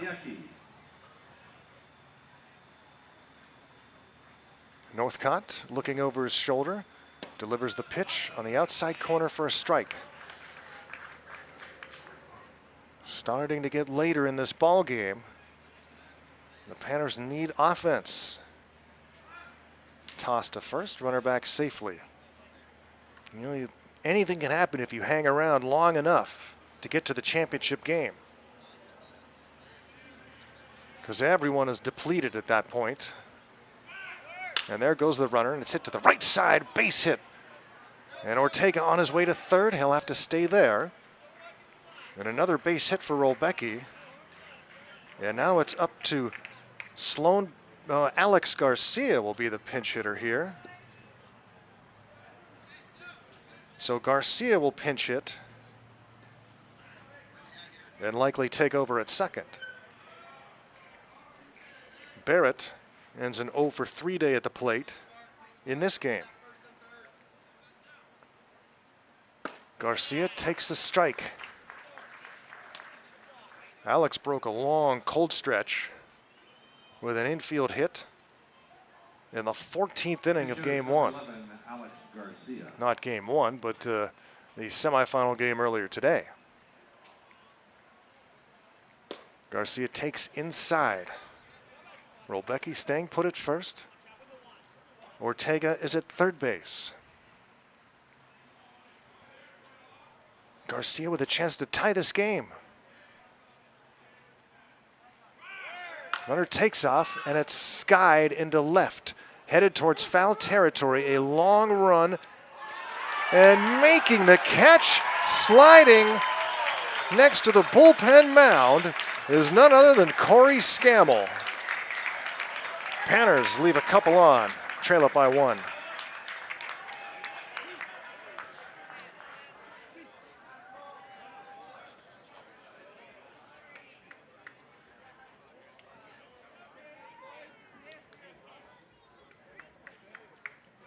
In the bottom of the 6th inning, no runs on 1 hit, no errors. 2 were left on base, and the score remains Dusters 7, Goldpanners 6 after 6 complete innings.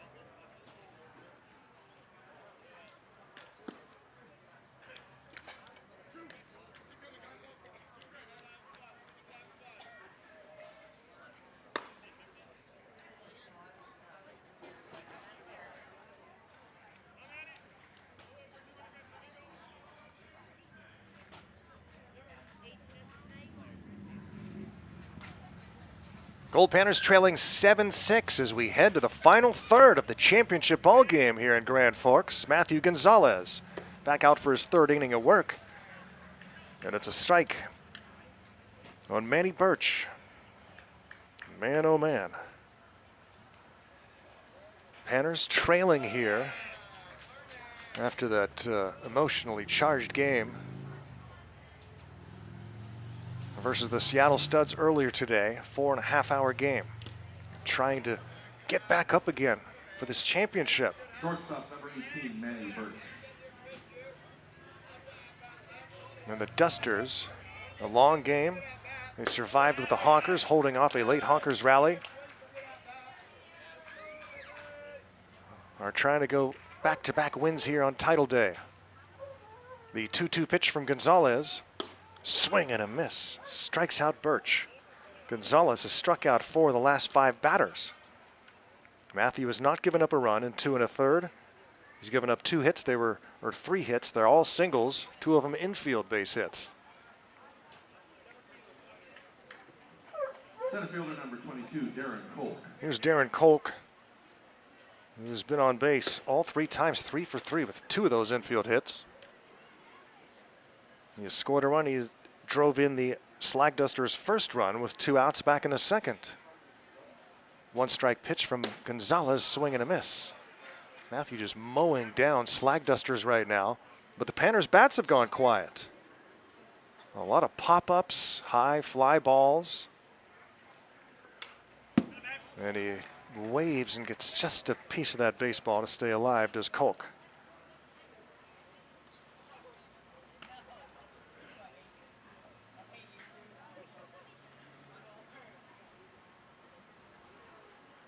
Panners just 3 base hits since the second inning, all singles, and that one is smoked towards the Panner dugout.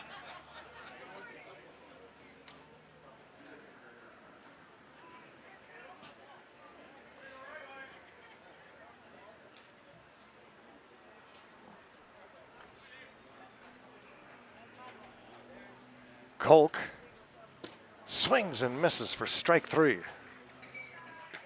Gonzalez sharp here off the coaching staff and onto the mound. And trying to be a hero for the Panners here in the championship. Lucas Miracle, 1 for 2 with a run scored. And this one's grounded left side, charging it as the shortstop. And they throw to first from Shermer is in time. And a 1-2-3 7th for Matthew Gonzalez, but the Panners need runs, trailing 7-6 at the stretch. 3 up, 3 down retires the side, taking us to the bottom of the 7th inning.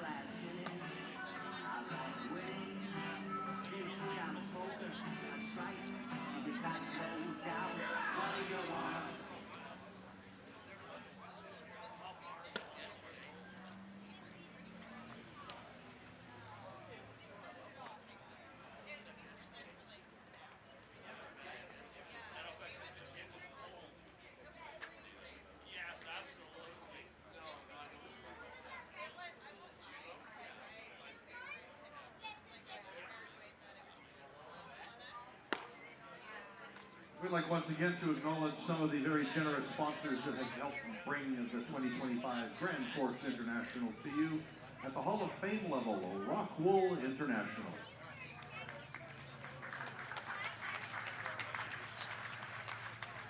At the Grand Slam level, Community Futures Boundary. And at the triple level, Boundary Electric and Beam Credit. Heading to the bottom of the 7th inning, Goldpanners trailing 7-6 here in the championship game, and I've been handed the awards for the tournament. And the top hitter award goes to Mitchell Jackman for the Coquitlam Angels, who batted .714 for the 1-3 Angels. The top pitcher goes to the Goldpanners, Addison Walker, 0.00 earned run average, and pitched 7 innings of no-hit baseball in the quarterfinal yesterday. And the first pitch to Shermer is blasted to left. This ball is gone. Luke Shermer with a solo home run to lead off the bottom of the 7th inning, and we are tied again here in Grand Forks. Shermer touching them all, his 3rd hit of the game. And the Panners are knotted up with Grand Forks. And here is Izzy Diaz batting for Hunter Friedberg. So Friedberg ends a 1 for 2 day with a run and a walk. And now Diaz takes over, likely in right. And pinch hits here in the bottom of the 7th inning. Diaz went 0 for 2 in the first game today, and he takes a strike. So Addison Walker, the top pitcher of the tournament. And then I have a list of the All-Stars. when we get a moment. 1-1. He shows bunt, pulls back, and takes one in the dirt. So it's 2-1. Pinch hitter number 6, Izzy Diaz. There is one Goldpanner amongst the all-stars of position players and hitters. And this one is hit safely down the left field line. And Izzy Diaz hustling for second base, and he will jog in with a stand-up double. Izzy Diaz with a pinch hit double, back-to-back hits here in the 7th inning off of Chad Northcott. And the Panners are in business here in the 7th inning. The go-ahead run at second base. Back to the top of the batting order. Top of the order for 12, David Shackelford, who's 2 for 4. And a visit to the mound. Time is called, and that's going to be it for Northcott. We'll have a pitching change here in Grand Forks. All tied up in the championship game, bottom of the 7th inning.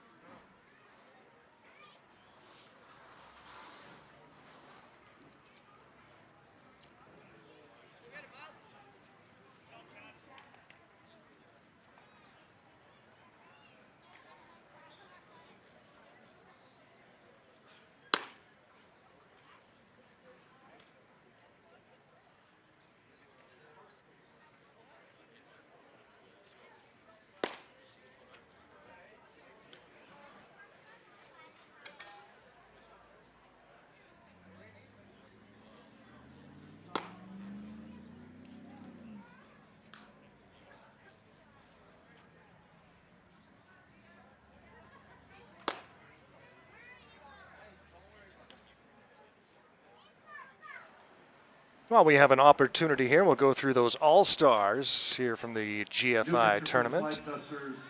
We will tell you that the new pitcher is going to be the former first baseman, Miles Gray. Well, Gray will take over on the mound.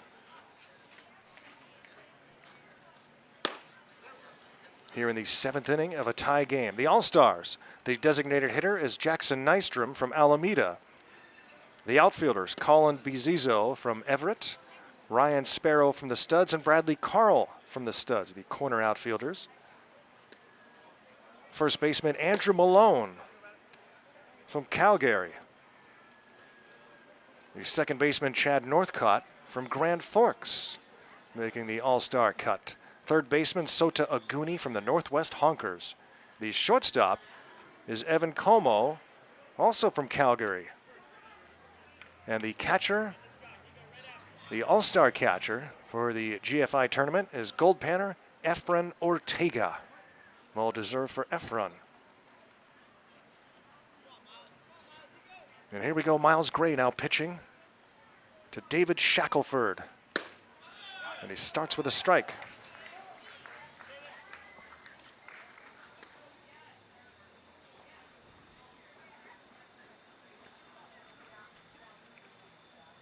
Nobody out. One run is in. There's a runner at second base. That one way up and in, and ducking out of the way is Shaq. He's got 2 singles, 2 runs scored, an RBI, a couple of ground outs. And now facing the new pitcher, Miles Gray. Diaz at second. Inside. 2-1.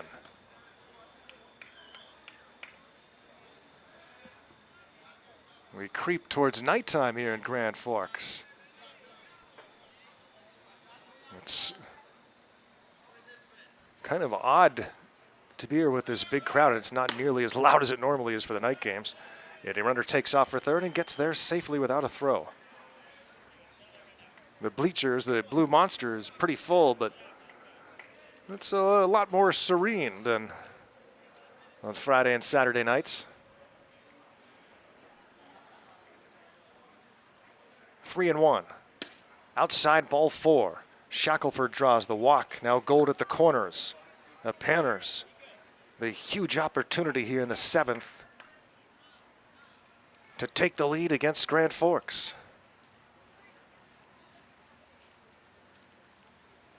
Garrett Davidson, 1 for 3 with an RBI sac fly in the game.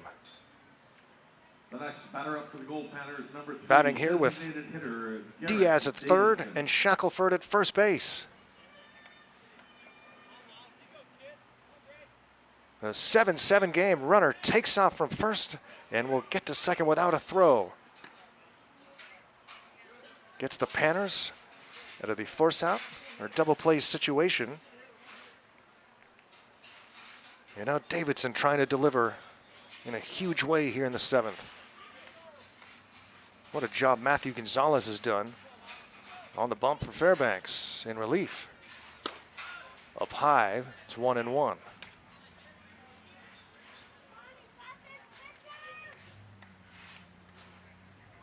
After Davidson would be Armstrong.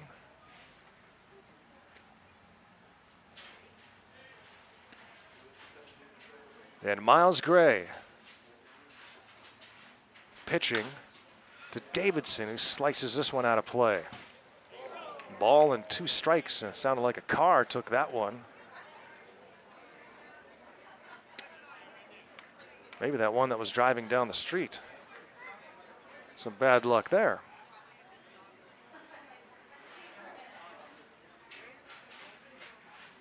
And the 1-2 pitch to Davidson. And he was out in front, lined it into the Goldpanner bullpen, hooking it. And obviously these position players not throwing as hard as the pitchers that the Goldpanners saw earlier in the day against the Seattle Studs. And trying to make that adjustment. And the 1-2 to Davidson with Gold at second and third. And he smokes this one fair just inside the first base bag. Diaz comes in to score. Here comes Shackelford around third. And on his way to second is Davidson with a 2-run double that puts the Panners in front 9-7. Oh, Davidson has had some huge base hits in both games today. Next up for the Goldpanners, number 38, their catcher. But the Panners want to get as much as they can here. 2-run lead not secure against this Grand Forks team. Especially with the Panners having no pitching left and no idea how long Gonzalez is going to be able to last out there. He's been remarkable, but he's already 3 innings deep. Ian Armstrong, 1 for 4.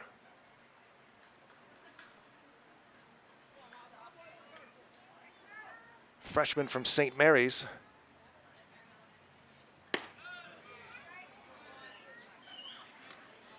Takes a ball, it's 1-1. Miles Gray on the hill, trying to stop the bleeding here.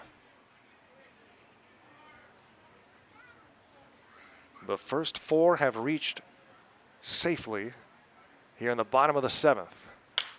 And this ball is slapped out of play.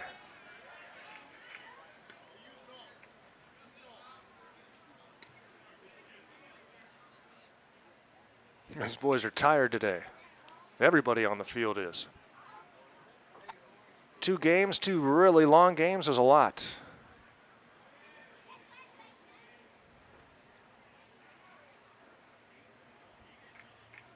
And you can see it on Armstrong as he steps out between pitches.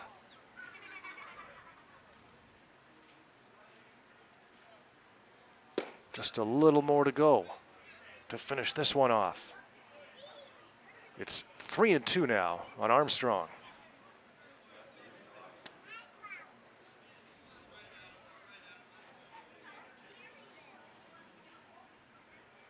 Armstrong looks uncomfortable right now between pitches. And here's the 3-2. And he swings and hits this one to first. It's knocked down. And they'll get the out there. And over to third goes Davidson. 3 unassisted. Takes care of Armstrong for the first out of the inning. And here's All-Star Efren Ortega.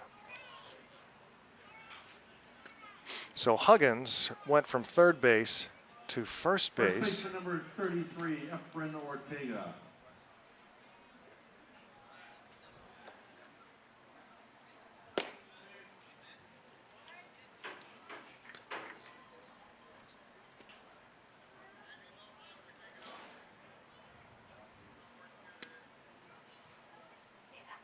And Miles Gray works to Ortega now.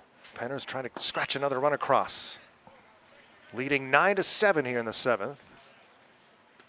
And it's 2-0 on the right-handed hitting Ortega, who's been on base all 4 plate appearances in this game. Ortega went 3 for 7 against the Studs. In that wild and wacky game.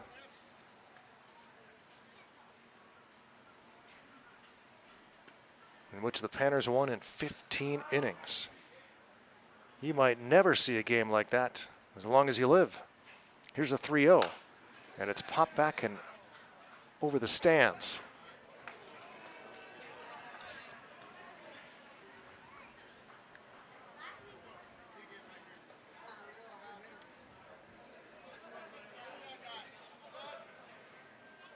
Three balls and 1 strike.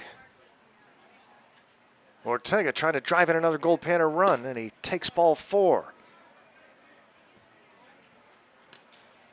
Ortega 5 for 5 getting on base.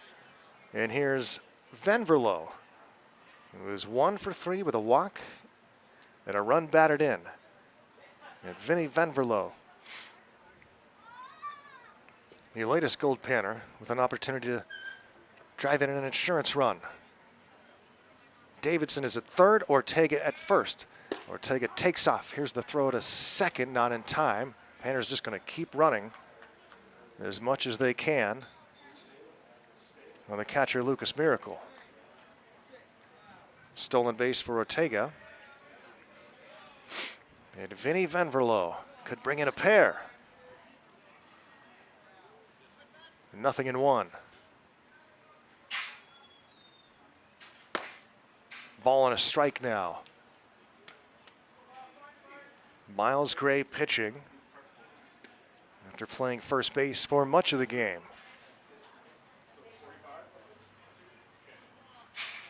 The 1-1.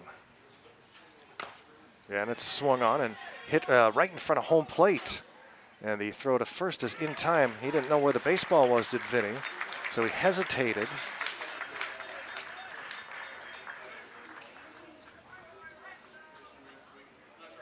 And he's thrown out at first for the second out of the inning.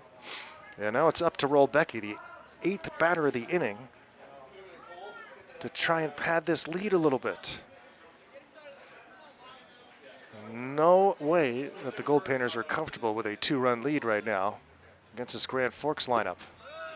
And a strike is called. Got to take advantage. Left fielder number 7. Rolbecki's 3 for 4 today in this game.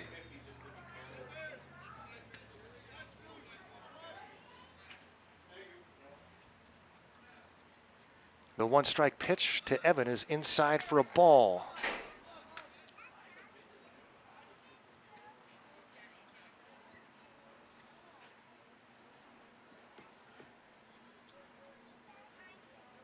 Rolbecki the batter, Garcia's on deck. And the 1-1 pitch from Gray is swung on and fouled off by the Goldpanner dugout.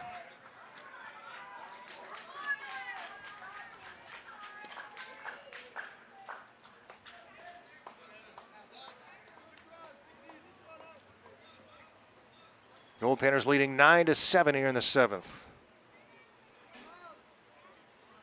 And the 1-2 to Rolbecki with Gold at second and third. And he swings at a pitch down and away for strike 3. The Goldpanners stand a couple more runners, but they lead at 9-7 after 7. In the bottom of the 7th inning,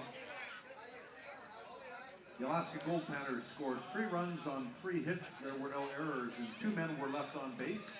And the score after 7 complete innings is Goldpanners 9, Slag 7.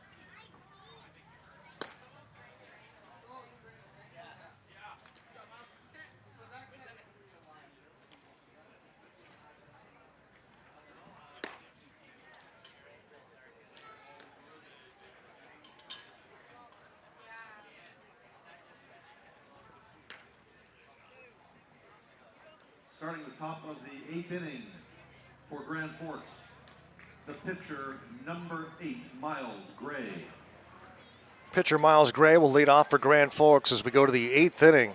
We're getting late here in the tournament. Championship game, Goldpanners and the hometown boys, the Grand Forks Slag Dusters, who have made a miraculous run here to the championship and are going to try to win it all here. Goldpanners leading 9-7 as we start the 8th. Matthew Gonzalez back out for his 4th inning of work.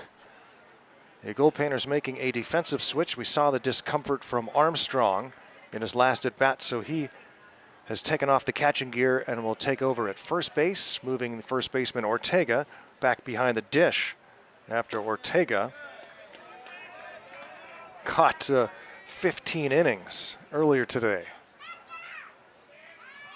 And it's ball 1 to Miles Gray. 2-0. How much does Matthew have left in his arm?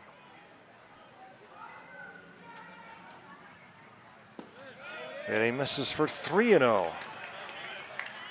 Miles Gray, and then it'll be Gabe Powell and Chad Northcott. As Grand Forks looks to rally here in the 8th inning against a depleted pitching staff, and there's a strike.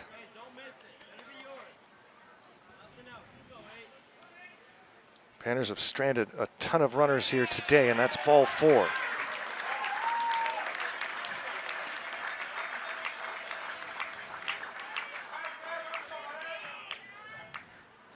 Next up for Grand Forks, second baseman, number 2. 12 men left on base over the first 7 innings for Fairbanks. They have 16 hits and 9 runs.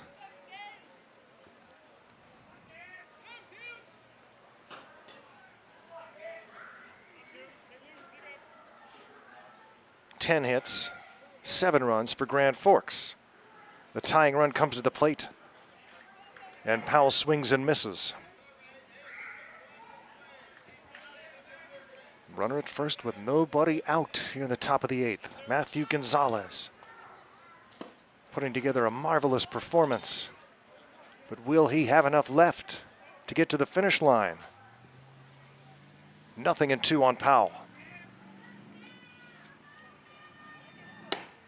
Deals one outside, and Powell holds off. Gabe is 2 for 4 in the game with a double. He has scored 2 runs. The Slag Dusters have not scored since the 3rd inning, before Matthew Gonzalez entered the game to start the 4th.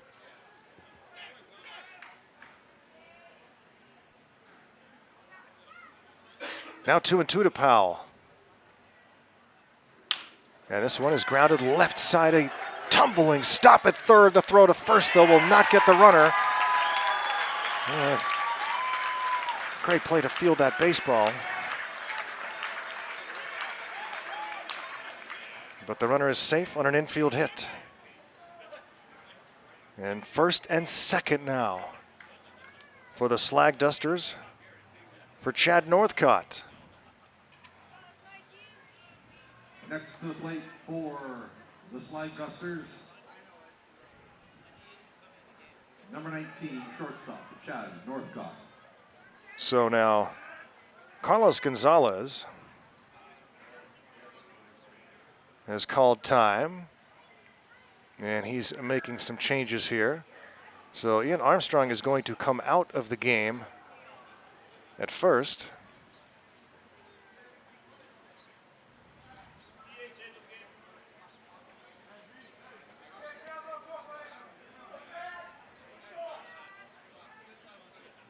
And Garrett Davidson, who was the designated hitter, is now the first baseman.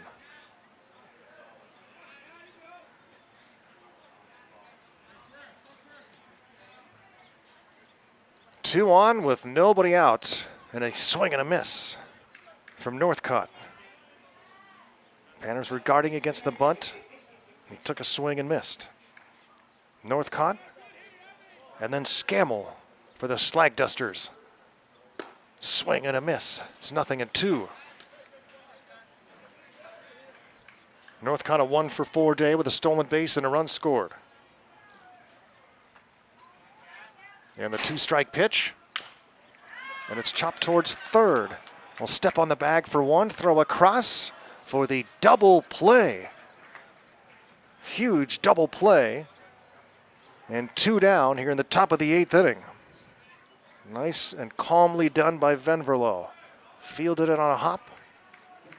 Stepped on the bag. And threw on the money to first.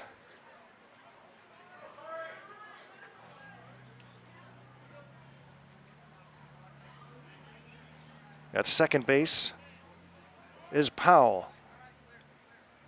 Now Corey Scammell, a big left-handed hitter against the righty Gonzalez, swing and a miss.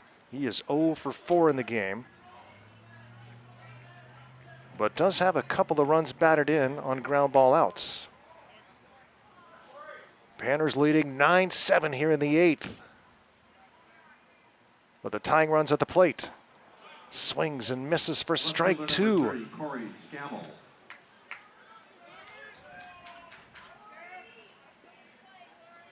I wonder if he played for the Edmonton Cubs. He's got a Cubs helmet on.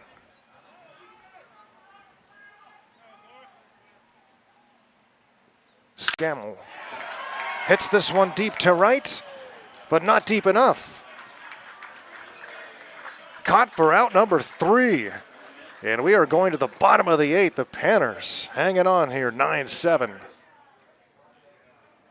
At the top of the 8th inning, Grand Forks had no runs on 1 hit, no errors, and 1 left on base. We head to the bottom of the 8th. Goldpanners leading the Slag Dusters 9-7. Folks, grab your 50-50 tickets. We'll do the draw for $720.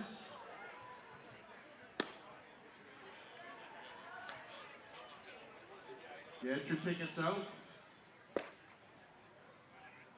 Our lucky number this game is 0, 6, 0, 5, 5, 5.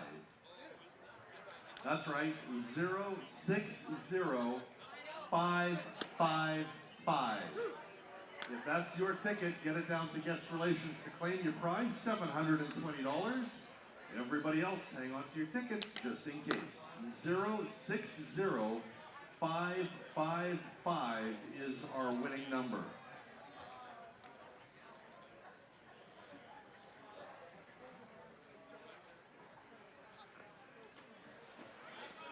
A new pitcher into the game for the Grand Forks Slag Dusters as we go to the bottom of the 8th. The Goldpanners in front 9-7.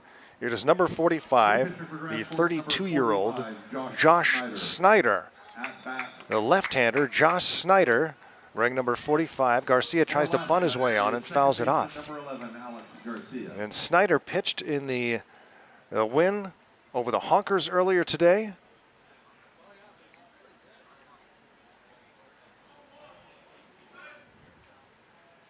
And now facing Alex Garcia, Luke Shermer, and Izzy Diaz in the bottom of the 8th inning of the championship game here at the GFI. Garrow Von Dane here at Grand Forks. Panners trying to finish it off and go 7-0 here in the tournament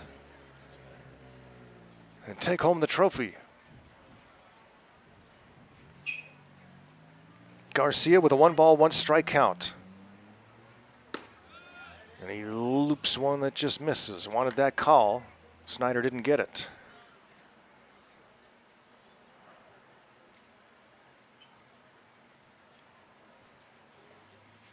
Panners batting here in the 8th inning, and Garcia hits this one high to left, going back, reaching up, and making the catch on the warning track is Scammell.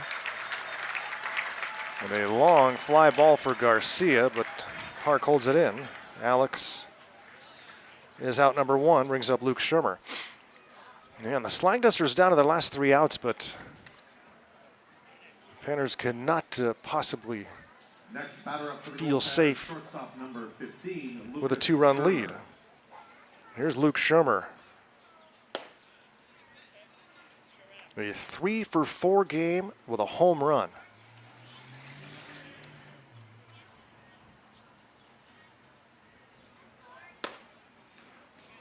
There's Shermer. Takes the ball, it's 2-0. Everybody looks exhausted on the field. It's like getting into multiple overtimes in hockey. Everyone's skating a little slower. Not as much energy in their step.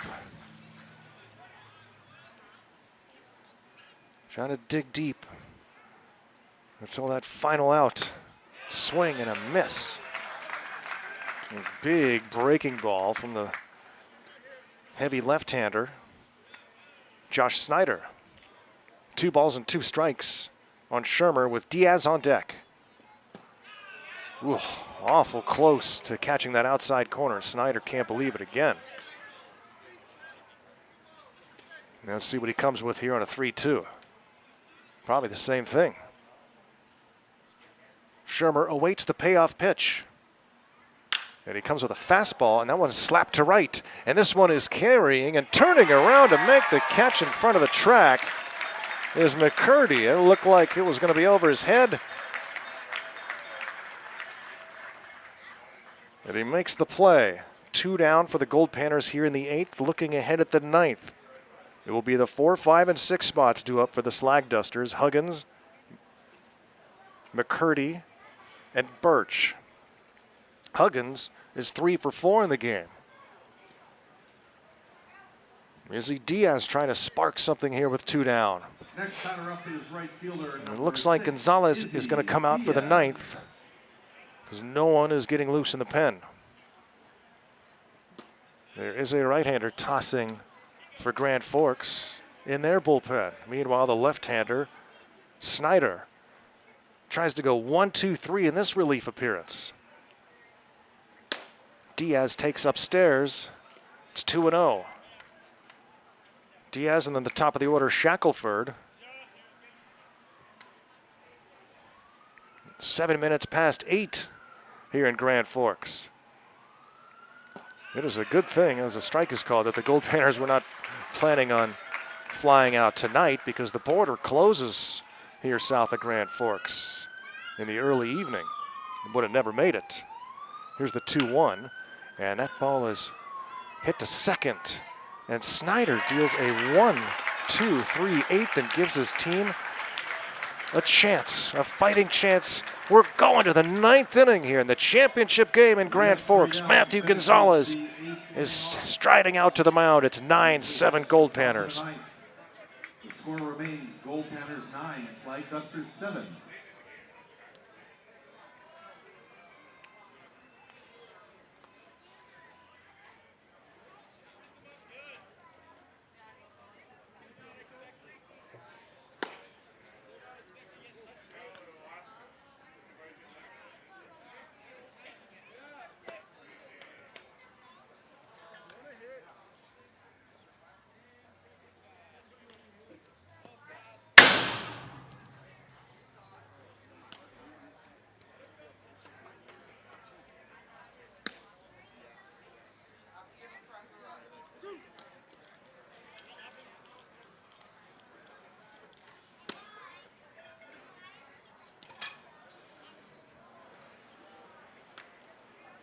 The 9th inning here in Grand Forks in the championship game. The Goldpanners and Slag Dusters. And taking a bow here is Jay Huggins, honoring the fans here in Grand Forks. Well, they've been wonderful. Love the fans here. And this one is grounded to third. Fenverlo in time and dodging out of the way of the running Huggins is the first baseman for the Goldpanners. Garrett Armstrong, 1 down here in the 9th inning. The GFI championship game, Panners looking for their first title since 2019 when head coach Miles Kaiser won it. And this one is lifted high by McCurdy into center field, and making the catch is Shackelford. 2 down here in the 9th inning, and Matthew Gonzalez trying to go the final 5 innings of shutout baseball for the win in the championship game. Coach Gonzalez, Matthew Gonzalez, younger brother to head coach Carlos. Who saw this coming at the beginning of the tournament? Manny Birch, 0 for 4 in the game. He's the last hope for the Slag Dusters, and he takes a pitch outside. It's 1-1.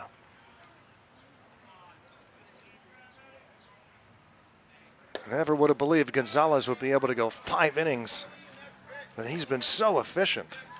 He's not faced any more than 4 batters in an inning since the 5th, where he faced 5. And that one's in the dirt. So it's 3-1 now.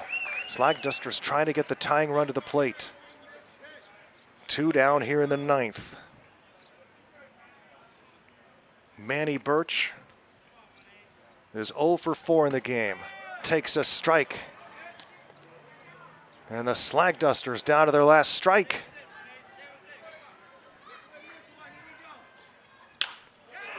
And he hits this one into the gap in left center. Over the leaping shortstop Shermer, and the Slag Dusters have a pulse. First hit of the game for Birch.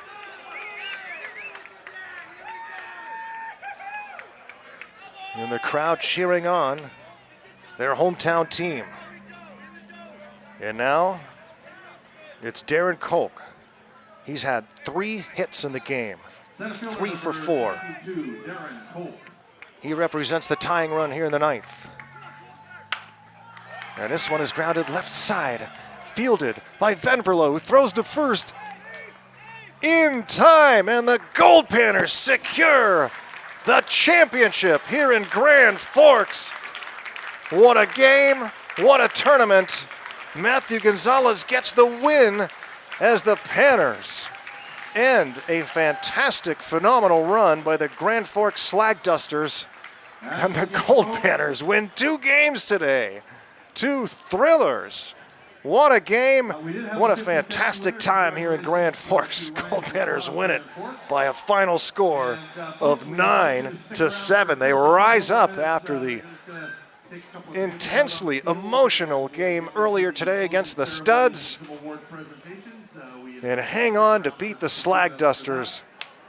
Wow, what a game. The award ceremony coming up next, and the Panners take the title. The 2 teams will shake hands after an incredible tournament here in Grand Forks. And wow, what a day. And also congratulations on a great performance from We've said it all today, haven't we? What more? There are no more adjectives.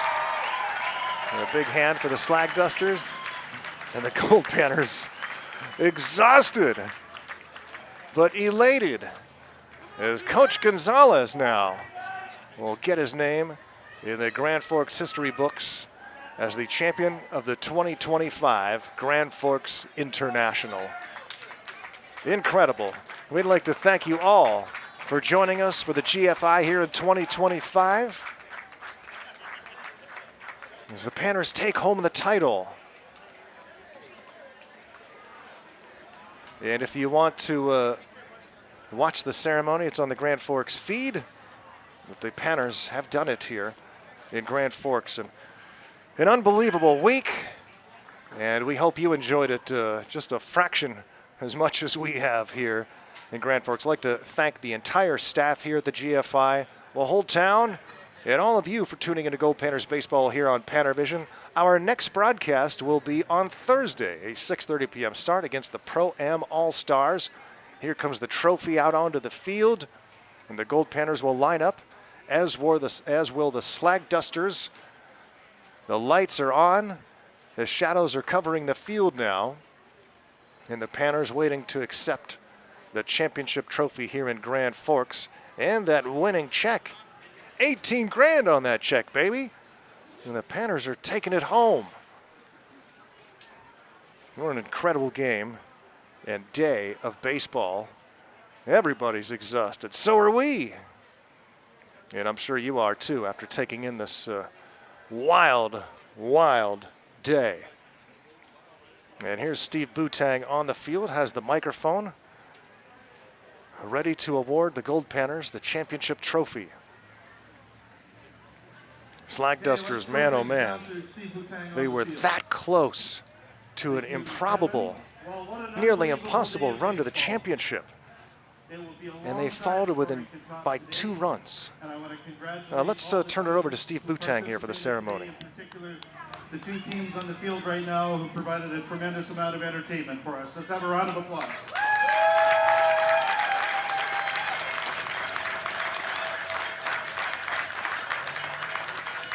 The 41st GFI saw several GFI records tied or broken on and off the field, including this morning's 15-inning game. A huge thank you to the GFI board for their work in preparing for and executing this marvelous event, led by our president, Morgan Strowman.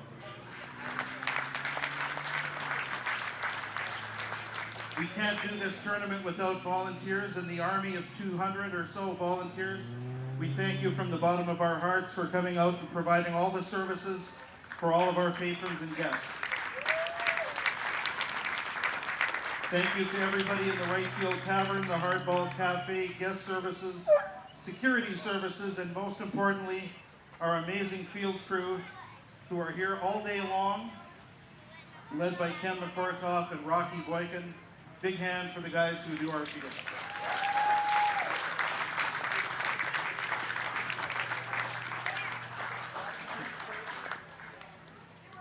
There's Rocky here. Give him a hand.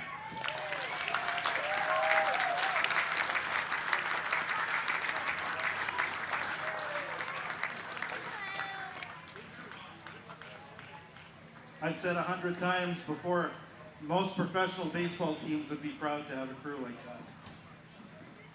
Thank you to all the teams for participating, and the fans, our amazing fans, the people who make this environment so special for everyone, especially to all you people out there in the Impact Ironworks Blue Monster. Thank you for making such great entertainment and a great venue for us to play.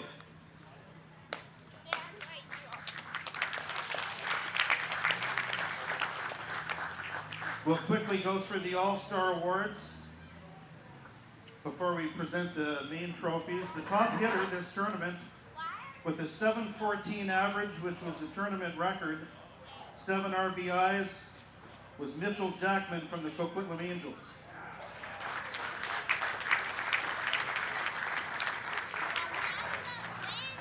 The top pitcher, who threw 7 innings of no-hit baseball yesterday and a 0 ERA, from Fairbanks, Addison Walker.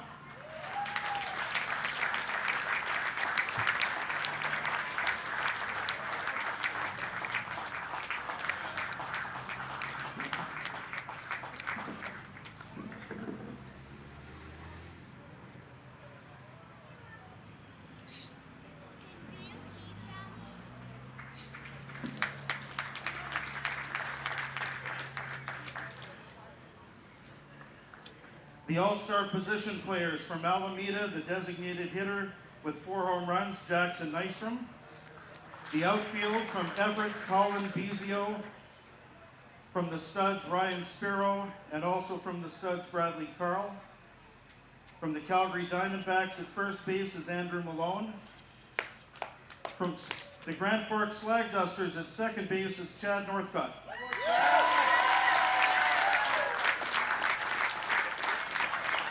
At third base from the Northwest Honkers, Soda Aguni. At shortstop from the Calgary Dingerbat Diamondbacks is Evan Como. And the catcher from Fairbanks is Efren Ortega.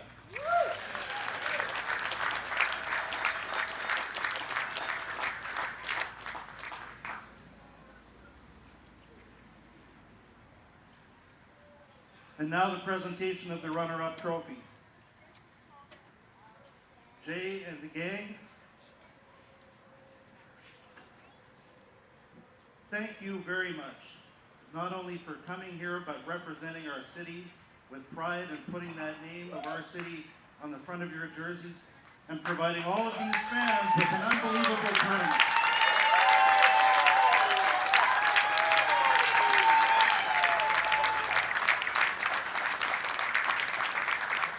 We made this team for you people, so that you'd have somebody to cheer for locally, and I couldn't imagine anything better than you.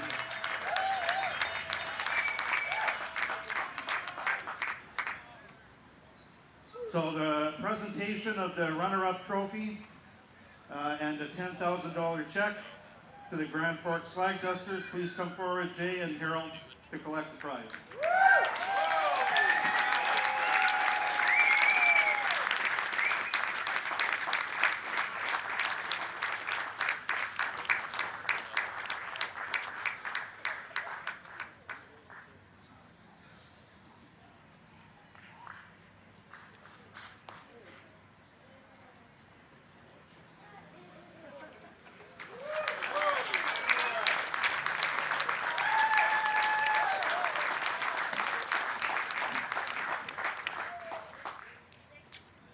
Next is the most valuable player of the tournament.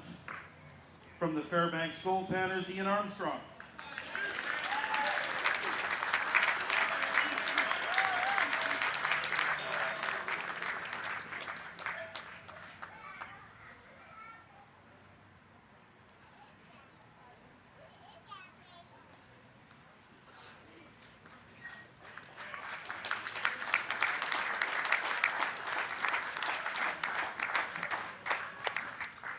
And now to John Lorkey and his coaching staff. For the second time, the Grand Forks International Championship, the $18,000 first prize, and the main championship trophy, the Fairbanks Goldpanners.